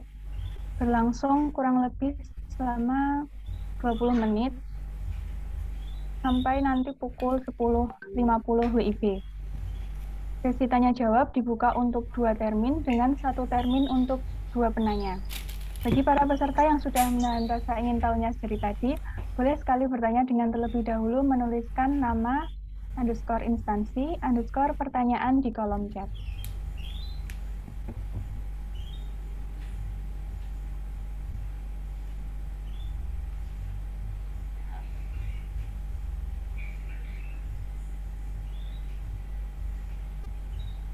Mungkin untuk bertanya, saya ingin mengobrol sedikit nih dengan Ibu Tias. Oke, Pinkan. Silakan Pinkan. Ya baik Bu. Kalau menurut Ibu Tias sendiri, kami sebagai mahasiswa itu akankah lebih baik mempersiapkan deskripsi di semester berapa ya Bu? Apakah dari semester pertengahan, semester 5 itu udah nyicil-nyicil atau nanti ketika mendekati semester 7 Bu? Terima kasih. Persiapan skripsi kadang ketika kita mempersiapkan di awal mungkin ada teman ya yang wah rajin amat udah mempersiapkan kayak gitu, padahal masih semester muda, katakanlah demikian. Ketika masih di semester awal, katakanlah semester 1, semester 2, nah di situ mahasiswa biasanya masih menyesuaikan atau masih mengumpulkan sebetulnya jurusan yang mereka ambil itu membahasnya mengenai apa. Ada beberapa mungkin yang merasa salah jurusan, loh saya kira ini membahasnya adalah nanti pada mata kuliah seperti ini, ternyata isinya berbeda dari yang diperkirakan. Nah, biasanya di semester 1 mereka masih beradaptasi dulu. Mereka akan mempelajari iklim akademiknya, kemudian iklim kampusnya, kemudian mereka akan mempelajari atau mengenal mata kuliah yang akan mereka ambil. Dan kemudian mulai masuk di semester 2, dia sudah mendapatkan beberapa mata kuliah dasar. Jadi mata kuliah dasar yang diambil dari jurusannya dia sudah dapat. Nanti di semester 3-4 itu adalah pengembangannya. Semester 5-6 di situ dia sudah mulai masuk sebetulnya adalah ke konsentrasinya. Jadi ke topik-topik serius atau topik-topik khusus dari jurusan yang dia ambil. Sekalipun mungkin di 3-4 sudah mulai muncul topik-topik mata kuliah khusus tadi. Nah, di situ ketika di 3-4 sebetulnya dia sudah bisa mencari topik tadi. Nanti kira-kira penelitiannya mau topik apa ya, itu sudah dapat. Apalagi ketika dia aktif ikut diskusi-diskusi yang diselenggarakan pada seputar skup kajian atau skup program studinya. Ketika dia sering ikut webinar sana sini, mungkin dia akan lebih mudah untuk menemukan topik pembahasan yang sedang banyak dibahas oleh publik,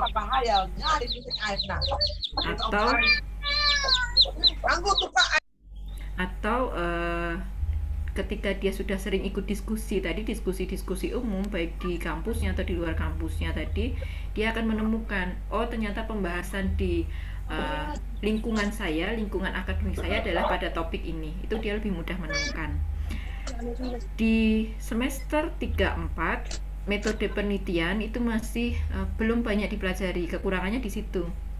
Dia sudah mulai menemukan topik, tapi dia belum ngerti nanti metodenya atau penelitian ini dilakukan apa ya. Kemudian diikuti lagi di semester 5-6, biasanya sudah mendapatkan mata kuliah metode penelitian. Maka di situ dia sudah lebih matang. Oh, saya nanti mau penelitian ini, konsepnya ada, bahasa konsep atau analisisnya nanti ini, dan kemudian metodenya nanti kira-kira saya seperti ini. Itu sudah lebih matang. Jadi bisa dipersiapkan mulai semester 3-4 sebetulnya untuk mencari topik penelitian itu nanti apa, seputar apa, atau konsepnya itu nanti apa, disempurnakan pada prosesnya di semester 3-4-5-6. Nah, mungkin dia berubah juga idenya. Oh, ternyata setelah dapat mata kuliah ini saya pengen yang ini, itu bisa aja sih. Jadi mulai setelah mata kuliah pengembangan itu sudah ada ide-ide yang bisa digali. Gitu, Bingkan. Persiapkan aja untuk semester depan. Baik, terima kasih Bu Tias. Yang selanjutnya saya akan membacakan pertanyaan dari audiens. Pertanyaan pertama dari Rani. Bu, dalam proses penyusunan skripsi ini, seringkali kita terdistract pada bahasan-bahasan baru yang kita temukan selama proses penyusunan tersebut. Cara agar kita tetap stay in line pada bahasan awal gimana ya, Bu? Karena kadang benar-benar mengganggu untuk lanjut ke tahap selanjutnya. Mohon Bu Tias. Bisa dibantu dulu mungkin Rani, bahasan baru itu yang seperti apa ya?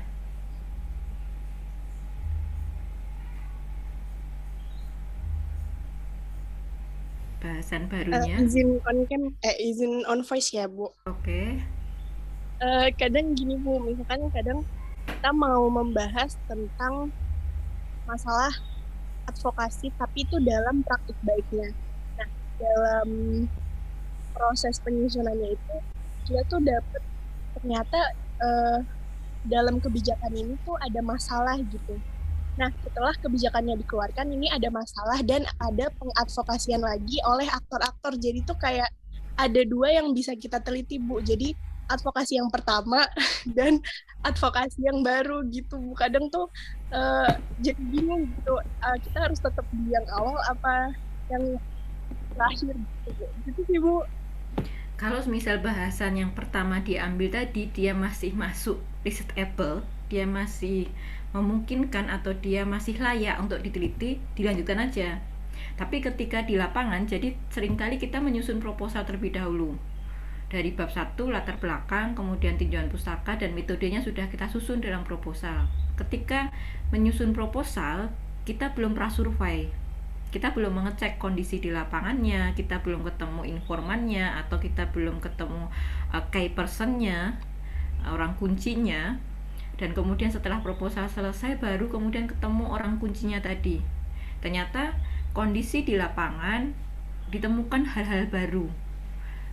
Kalau semisal hal yang lama ini masih researchable, ini bisa dilanjutkan. Tapi kemudian ketika di prasurvei tadi atau ketika penelitian itu, ternyata hal yang dituliskan dalam proposal itu tidak researchable.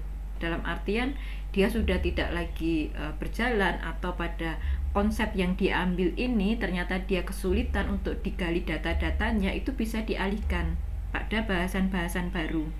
Jadi tergantung si bahasan barunya ini, apakah dia memang lebih menarik, katakanlah demikian, dan kemudian menjadi tertarik, penelitiannya ini kayaknya bagus juga nih, beda dengan penelitian yang pertama. Tapi yang di awal dia sudah berjalan cukup lama, katakanlah demikian, sudah setengah jalan, asalkan masih researchable, masih bisa dilanjutkan. Tapi ketika datanya ternyata atau pengumpulan datanya menemukan bahwa rumusan masalah tadi tidak researchable, perlu diganti. Jadi ada juga mahasiswa saya, dia sudah sampai ke pengumpulan data, dia meneliti mengenai program A, tapi ketika di lapangan ternyata si program A ini tidak dilaksanakan atau tidak terimplementasikan sesuai dengan yang tertulis di dalam panduannya, katakanlah demikian, dalam SOP-nya. Nah, datanya yang dia mau cari tidak ada ketika program tadi tidak dilaksanakan. Sebetulnya si penelitiannya dia sudah bisa menemukan temuan dan pembahasannya bahwa memang program tersebut pada beberapa indikator yang dia ambil itu sebetulnya tidak berjalan, itu bisa.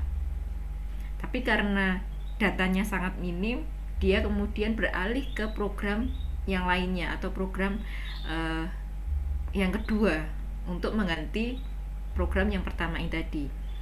Jadi sebetulnya hal yang tadi ditemukan di lapangan itu sudah menjadi hasil penelitiannya.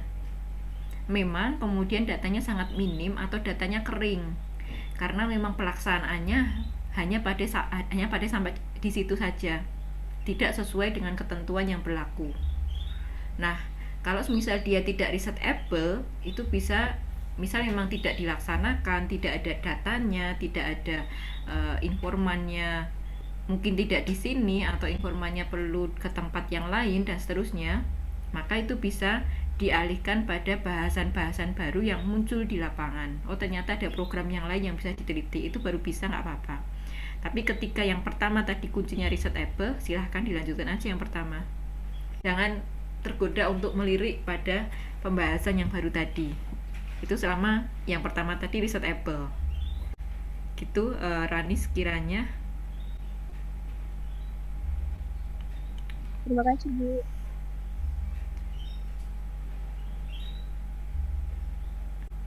Kemudian yang selanjutnya ada lagi, Pinkan. Terima kasih, Bu Tias. Pertanyaan selanjutnya dari Nidia Winma. Apakah boleh menggunakan judul skripsi cutting namun dibedakan dengan variabel dan periodenya? Ini debatable yang seperti ini. Jadi ada yang mengatakan nggak apa-apa karena ini beda secara novelty empirikalnya berbeda.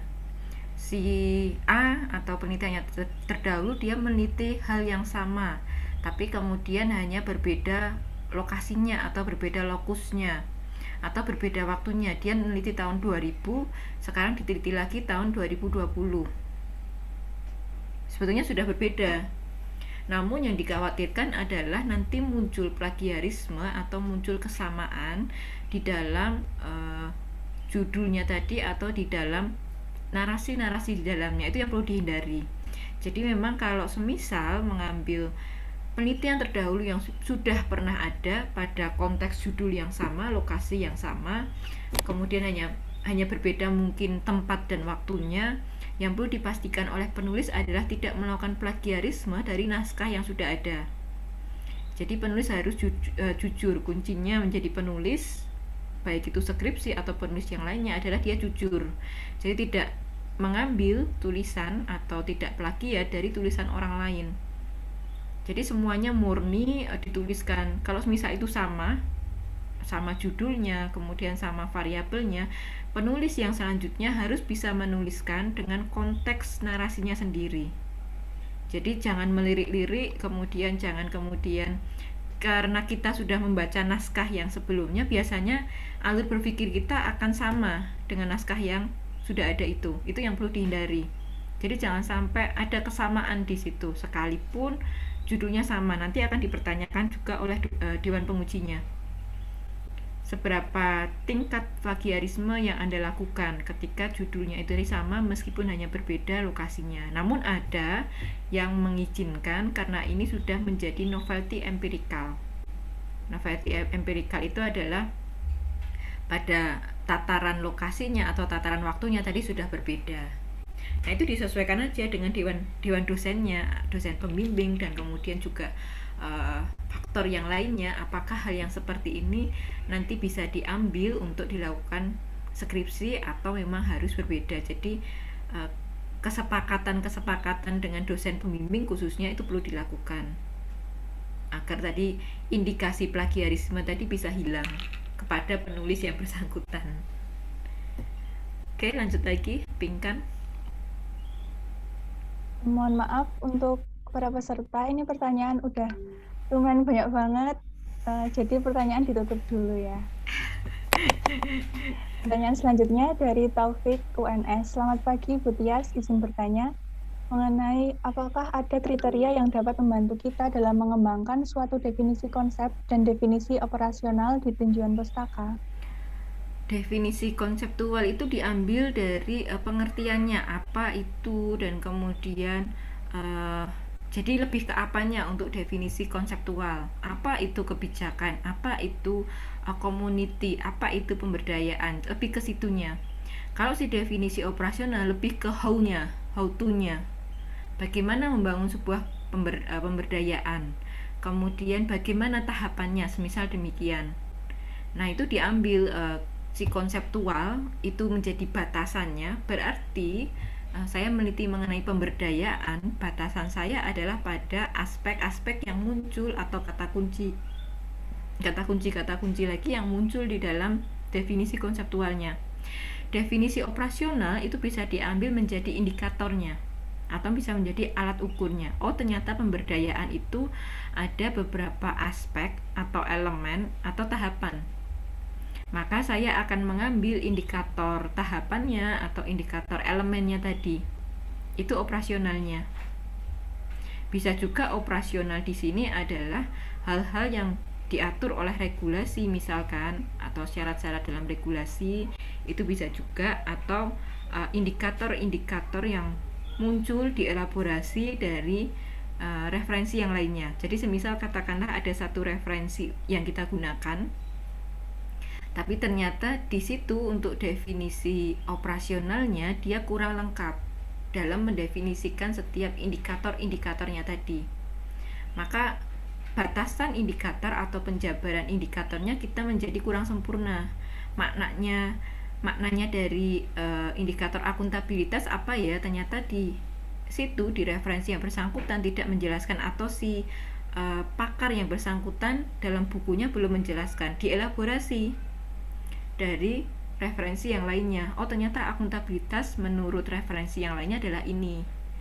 Jadi sifatnya bisa juga membangun state of the art-nya tadi adalah elaborasi.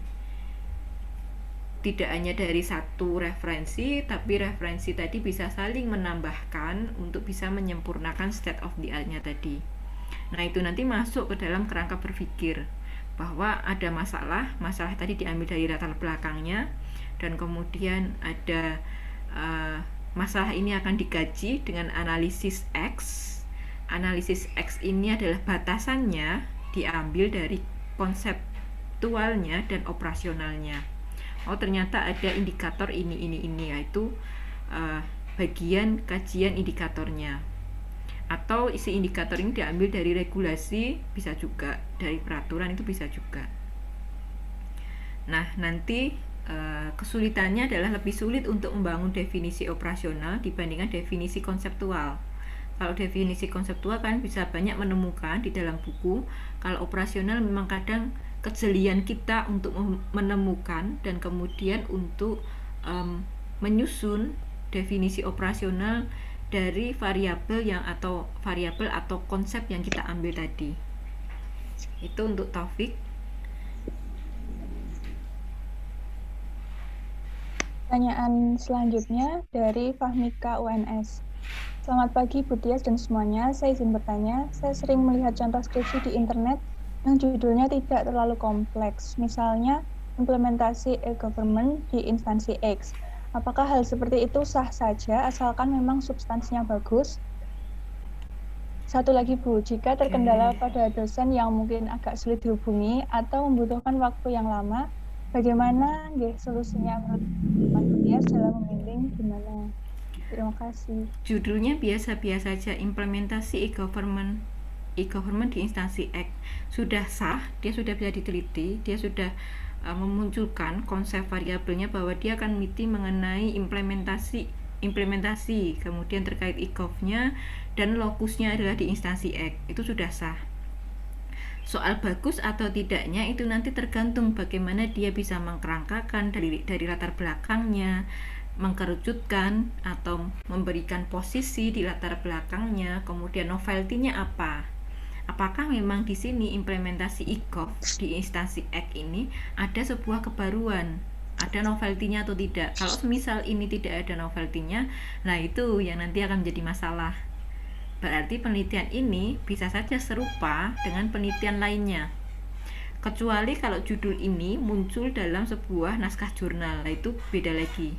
Biasanya kalau di naskah jurnal memang dia lebih sifatnya singkat dan kemudian lebih populer seperti dibandingkan dengan judul naskah skripsi atau laporan skripsi.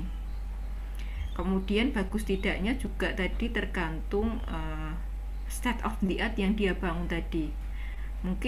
Mungkin ada analisis baru atau teori baru yang dia gunakan untuk mengkaji implementasi e-gov ini. Jadi bahasanya yang muncul di judul itu secara umum, baru di dalam naskah dia menjabarkan analisisnya apa, teorinya apa, itu dimunculkan di naskah dimulai dari latar belakang, tinjauan pustaka sampai dengan pembahasan dan simpulannya. Itu bisa. Nah, soal bagus tidaknya itu yang menjadi ukurannya.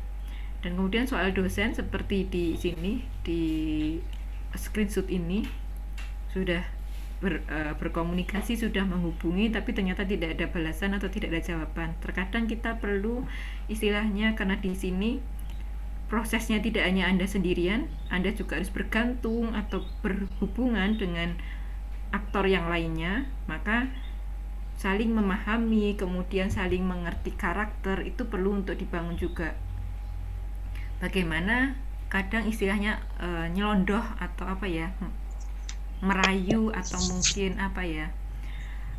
mengambil hati dari dosen pembimbing tadi, katakanlah demikian, atau mengambil hati juga dari para aktor yang lainnya, ini narasumber, responden, bagaimana biar mudah ditemui, bagaimana biar lunak untuk bisa dihubungi, dan kemudian bagaimana menyesuaikan juga dengan beliaunya.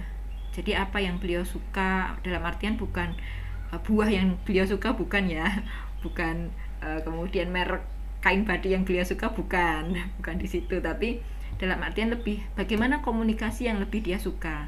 Mungkin komunikasinya lebih suka pada hari kerja atau jam kerja, itu kita perlu menyesuaikannya, dan memang perlu mengenal karakternya terlebih dahulu.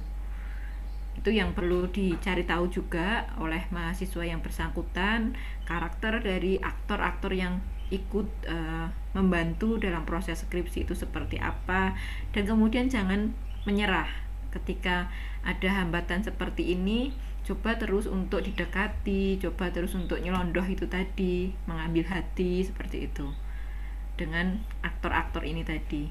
Jadi kemudian jangan ikut mutung juga karena tidak di kampus dan kemudian tidak pernah menemui lagi, tidak berusaha menemui, itu nanti akan memperlama prosesnya juga, karena ya udahlah ditinggal aja skripsinya sampai waktu yang lama baru kembali lagi.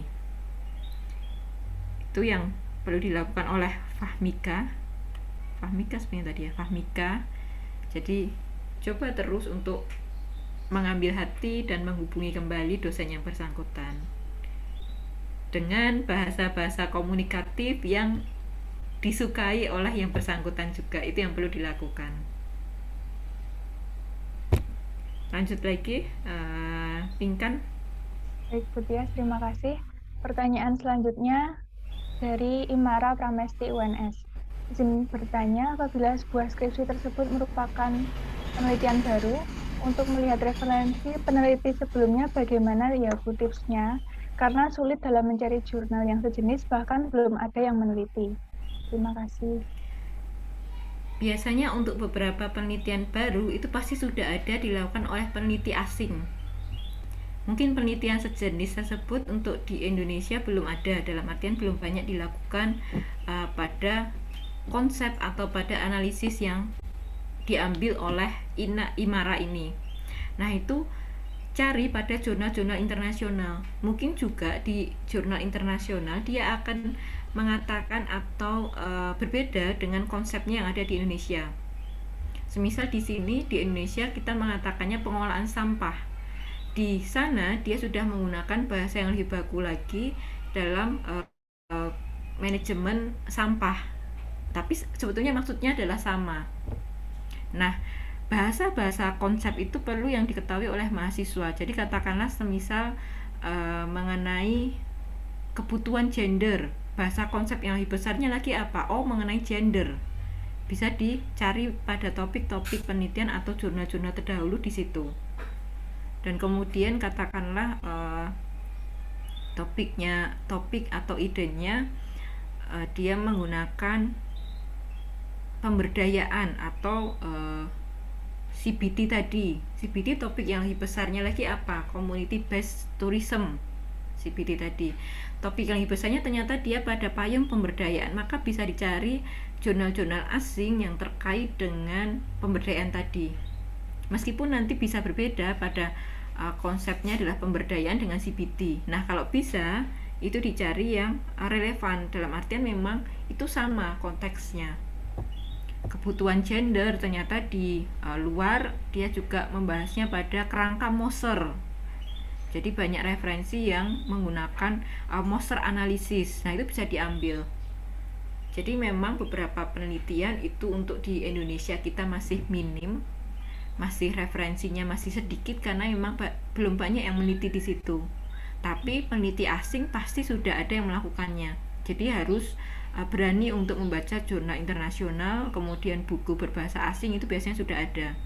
Mau tidak mau memang harus ke situ sih. Tidak hanya bergantung pada teks berbahasa Indonesia aja. Caranya bagaimana untuk mencari di Google? Bisa menggunakan Google Scholar atau bisa menggunakan Google biasa, atau bisa juga kalian menggunakan data yang ada di Scopus. Cari di Scopus. Kalau Scopus memang agak banyak yang belum familiar.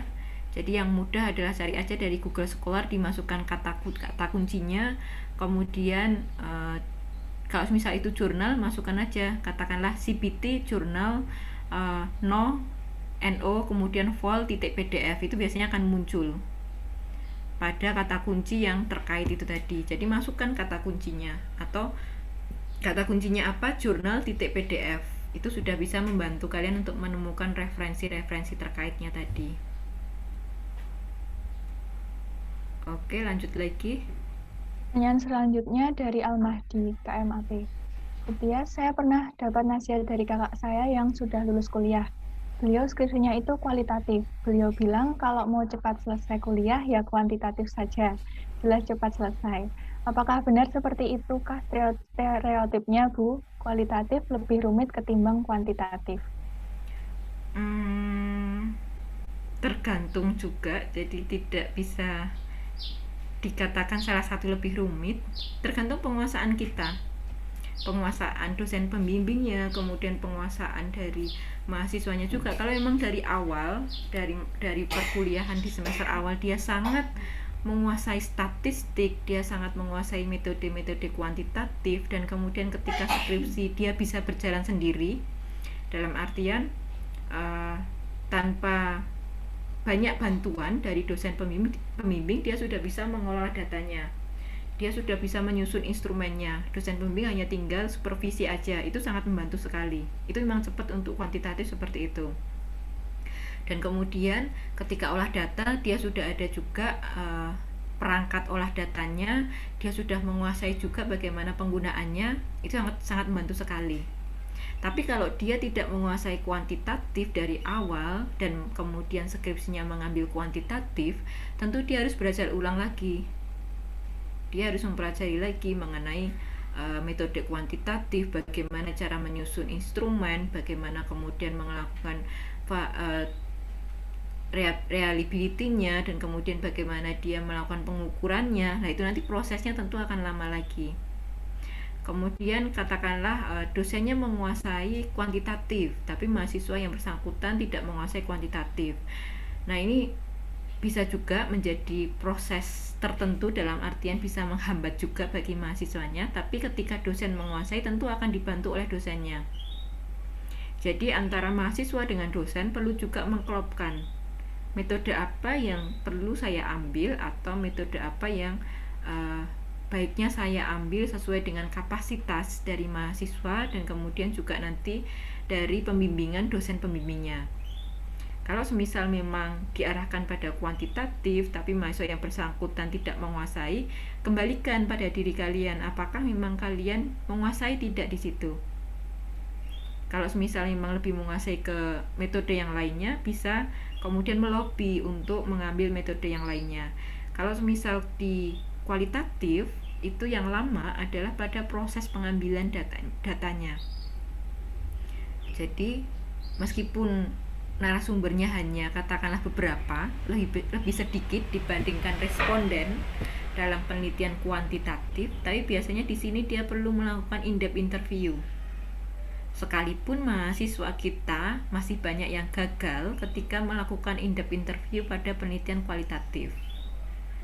Jadi kalau kualitatif itu memang instrumennya adalah diri Anda sendiri, yang menentukan waktunya juga diri Anda sendiri, kapan ketemu narasumbernya, bagaimana kemudian nanti proses wawancaranya. Kemudian pada proses cepat atau tidaknya antara kualitatif dan kuantitatif sebetulnya bisa sama-sama cepatnya. Kalau si kuantitatif, dia memang lebih enaknya ketika sudah selesai, datanya nanti akan keluar. Data keluar sudah bisa terbaca.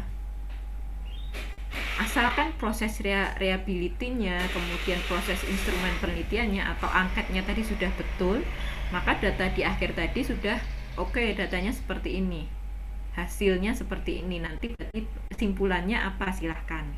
Tapi kalau kualitatif, ketika dia sudah mengumpulkan data, bisa aja kurang ternyata, triangulasinya belum jalan nih, atau kemudian validitas datanya juga belum ada nih, silahkan kembali lagi ke lapangan.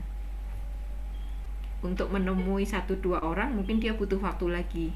Nah itu yang mempengaruhi ke prosesnya aja. Jadi cepat atau lambatnya ya tergantung lagi pada mahasiswa, Anda menguasai yang mana. Kemudian Anda berproses untuk menguasai itu yang mana juga. Kualitatif belum tentu cepat, belum tentu lambat juga, kuantitatif juga demikian. Tergantung pada penguasaan mahasiswa dan juga dosen pembimbingnya juga. Begitu Mahdi. Lanjut lagi, Pinkan. Pertanyaan selanjutnya dari Listi UNS.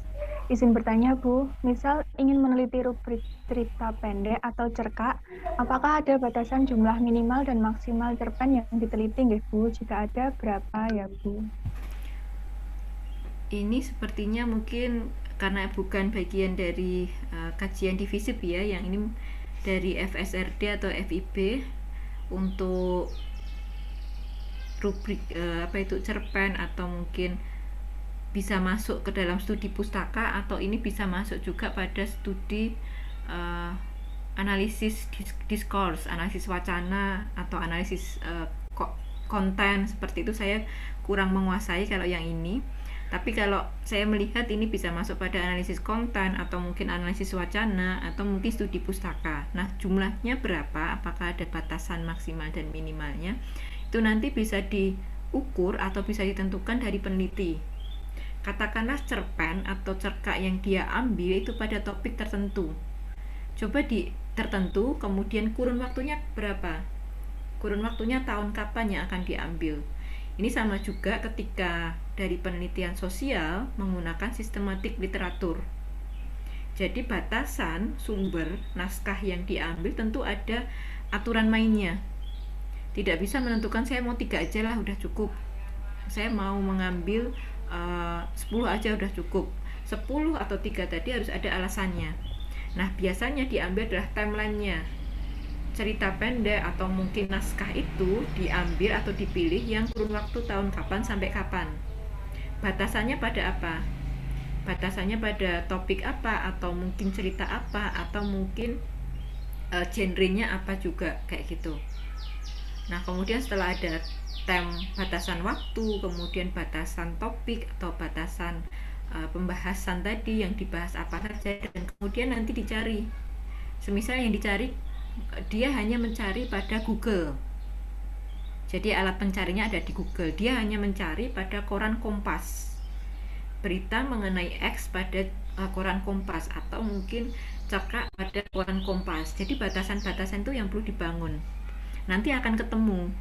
Oh, ternyata dari tahun 2010 sampai dengan tahun 2020 cerpen mengenai cerita cerpen yang berbau perspektif gender itu ada sekian.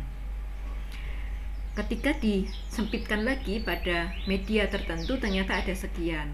Kemudian ketika topiknya tadi atau babnya tadi, subbabnya atau mungkin topik tema tadi ternyata ada sekian. Nah itu nanti bisa diambil, ternyata ditemukan cerpen dari koran Kompas dari tahun sekian sampai sekian pada cerita mengenai perspektif gender atau berperspektif gender atau perspektif lingkungan ada sekian. Nah itu seharusnya yang diambil. Jadi batasan minimal, batasan maksimalnya bukan peneliti sendiri yang menentukan, tapi ditentukan dari metode penelitiannya tadi. Alat pengambilan datanya apa, itu yang menentukan jumlahnya, baik dalam sistematik literatur review atau mungkin dalam analisis konten atau analisis wacana. Semoga itu bisa membantu Listi, karena sepertinya ini dari FSRD atau kajian FIP.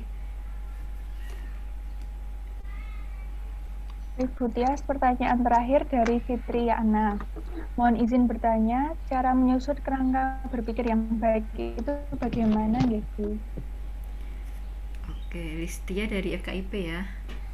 Mungkin dari pendidikan bahasa apa atau mungkin dari yang lainnya. Semoga itu bisa membantu tadi. Yang terakhir dari Fitriana, kerangka berpikir yang baik. Nah, seringkali kerangka berpikir itu juga kemudian mahasiswa itu loncat. Dia sudah menyusun alur berpikirnya atau dia sudah menyusun narasinya, masalah-masalah tadi, masalah kenapa mengambil judul X, kenapa mengambil topik X, sudah disusun dalam latar belakang.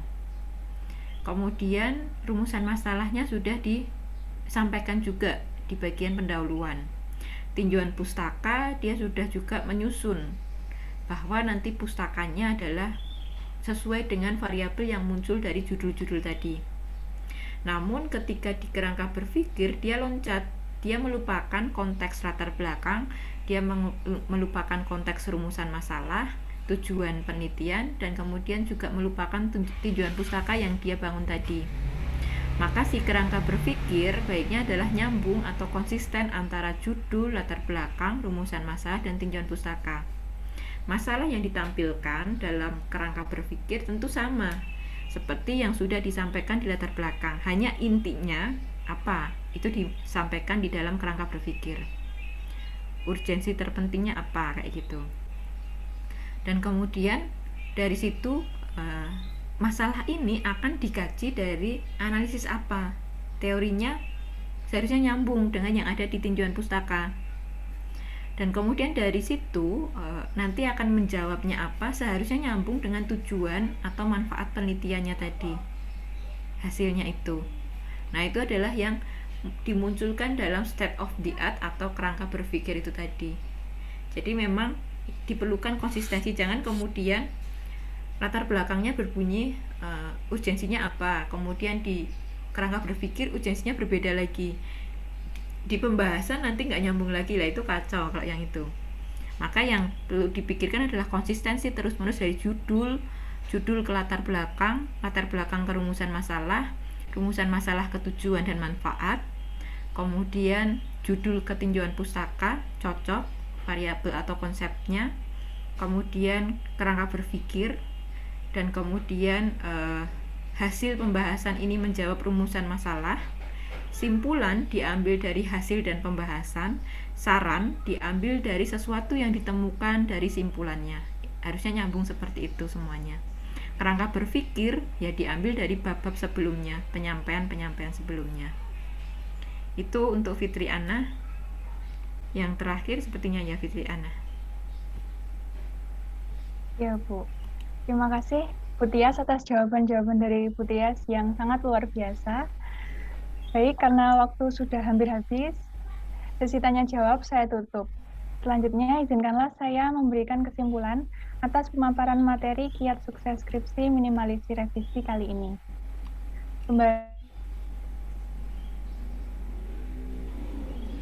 Sampai lebih mudah apabila suka atau topik yang sering dibahas oleh publik. Kemudian ketika menulis latar belakang, dengan cara dari umum ke khusus, dan berisikan data-data serta urgensi yang dibahas. Yang paling penting ketika menulis skripsi, kita tidak boleh langsung meng-copy paste, tetapi kita harus memparafrase. Namun kita tetap harus berusaha untuk keluar dari zona nyaman dan mengerjakannya dengan konsisten. Hal ini dapat diawali dengan adanya motivasi seperti mengingat usaha orang tua dalam membiayai keperluan kuliah. Selain itu juga perlu didukung dengan usaha lainnya, seperti rajin membaca dari berbagai referensi dan membangun relasi pertemanan. Dengan begitu akan memudahkan dalam memperoleh berbagai informasi sehingga pengerjaan skripsi lekas selesai. Selanjutnya, Ibu Tias bisa nih untuk memberikan closing statement bagi kita semua yang ada di sini sebelum sesi materi ini selesai. Silakan, Ibu Tias. Tadi sedikit parafrase ketika tadi mengcopy atau melihat referensi, parafrase itu tetap jangan lupa mencantumkan sumber aslinya. Jadi tetap memberikan kutipan atau narasumber. Untuk closing statement-nya, saya nggak banyak, closing statement-nya adalah ini saja. Silahkan, ini menjadi penyemangat kalian untuk menyelesaikan naskah skripsinya. Jadi tidak ada yang sempurna, yang penting adalah yang selesai aja. Bagaimanapun itu harus diselesaikan seperti itu. Itu closing statement dari saya. Baik, kami ucapkan terima kasih kepada narasumber kita, yaitu Ibu Tias Nurharyani, SHOS MSI, yang sudah berbagi ilmunya kepada kita semuanya. Dan juga terima kasih kepada audiens yang sudah menyimak dengan antusias diskusi kita pada hari ini. Semoga materi hari ini dapat memberikan kebermanfaatan bagi kita semua. Tak terasa, waktu sudah berlalu sangat cepat. Sesi materi webinar kelas SkripSuite dengan tema Kiat Sukses Skripsi Minimalis Revisi telah berakhir. Cukup sekian dari saya, mohon maaf jika saya ada salah kata atau tindakan selama sesi ini berlangsung. Saya Pinkan Mareda mohon undur diri. Sesi selanjutnya saya kembalikan kepada MC Mas Almahdi. Terima kasih.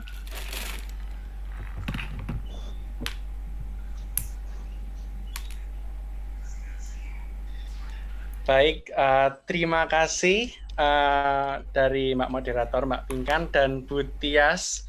Luar biasa sekali, Bu Tias, materinya, luar biasa, bikin pusing ya. Wah, ya namanya skripsi, Bu Tias. Kalau kita terlalu bawa santai kan juga tidak boleh, terlalu serius juga tidak boleh, Bu Tias.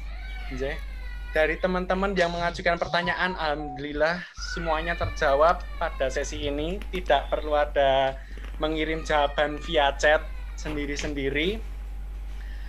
Ini dari KMAP, Bu Tias, ada bentuk apresiasi dari kami, yaitu berupa sertifikat pembicara yang akan disampaikan oleh Saudara Mohtar.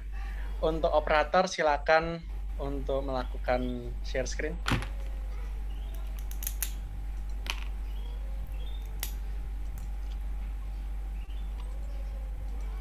Terima kasih Mahdi atas kesempatannya. Untuk Bu Tias Nurharyani, saya mewakili teman-teman KMAP mengucapkan terima kasih banyak atas waktu dan materi yang diberikan oleh Bu Tias. Semoga menjadi amal untuk Bu Tias juga, Bu, untuk kegiatan pada hari ini. Untuk simbolis atas bentuk terima kasih kami memberikan sertifikat elektronik untuk Bu Tias, Bu. Oke, Mukhtar dan KMAP semuanya, saya juga mengucapkan terima kasih. Sertifikat acara pada hari ini saya terima. Terima kasih atas kesempatannya dan kemudian menjadi ajang sharing kita, kemudian ajang penguatan motivasi untuk mahasiswa-mahasiswa semuanya dalam proses skripsinya, semoga ya.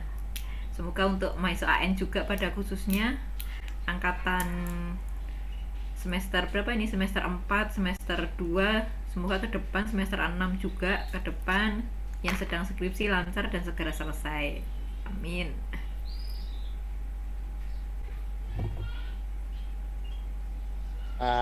Baik, Bu Tias matur nuwun, Saudara Mohtar. sebelum kita akhiri acara ini, mungkin kita bisa melakukan foto bersama teman-teman, karena kalau tidak ada dokumentasi kenangan itu rasanya kayak kurang klop ya. Teman-teman silakan untuk melakukan on cam terlebih dahulu, sebentar saja hanya untuk foto.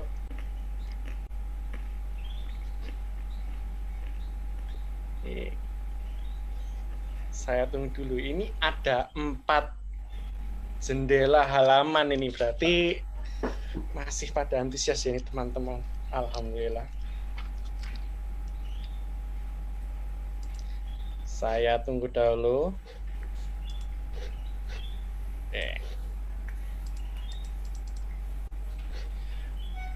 Baik, akan saya lakukan screenshot, akan saya beri apa-apa.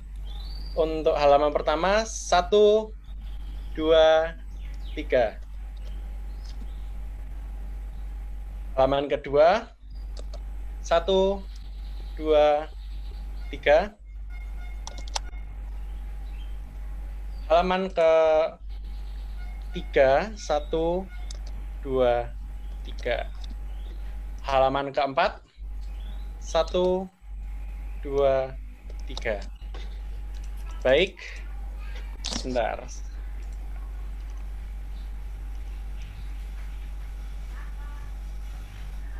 Nah, terima kasih teman.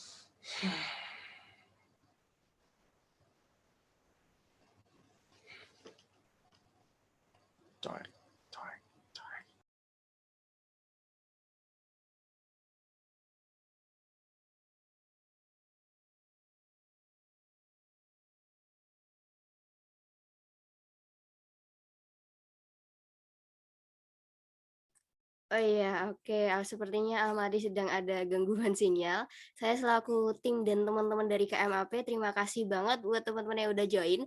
Dan terima kasih juga untuk media partner yang sudah mendukung pada acara ini. Himpunan BK Bimbingan Konseling, PIKR, dan sensor yang turut serta dalam keberlangsungan acara kelas Scriptsuite ini. Untuk teman-teman jangan lupa untuk stay di besok karena masih ada satu lagi diskusi dengan kakak-kakak yang udah lulus. Oke, buat teman-teman yang bisa untuk out dari Zoom ini dan selamat melanjutkan kegiatan kembali. Terima kasih kepada Bu Tias, terima kasih pada teman-teman. Thank you. Oke, terima kasih Ina, Mohtar. Saya undur diri ya. Ya, terima kasih Bu. Terima kasih banyak Bu.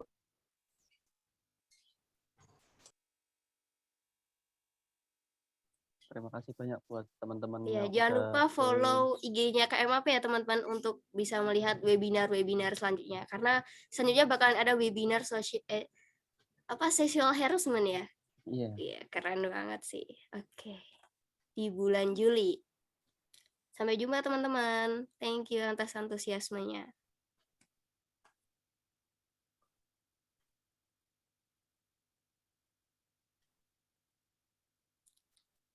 Ya, happy holiday juga. Oke.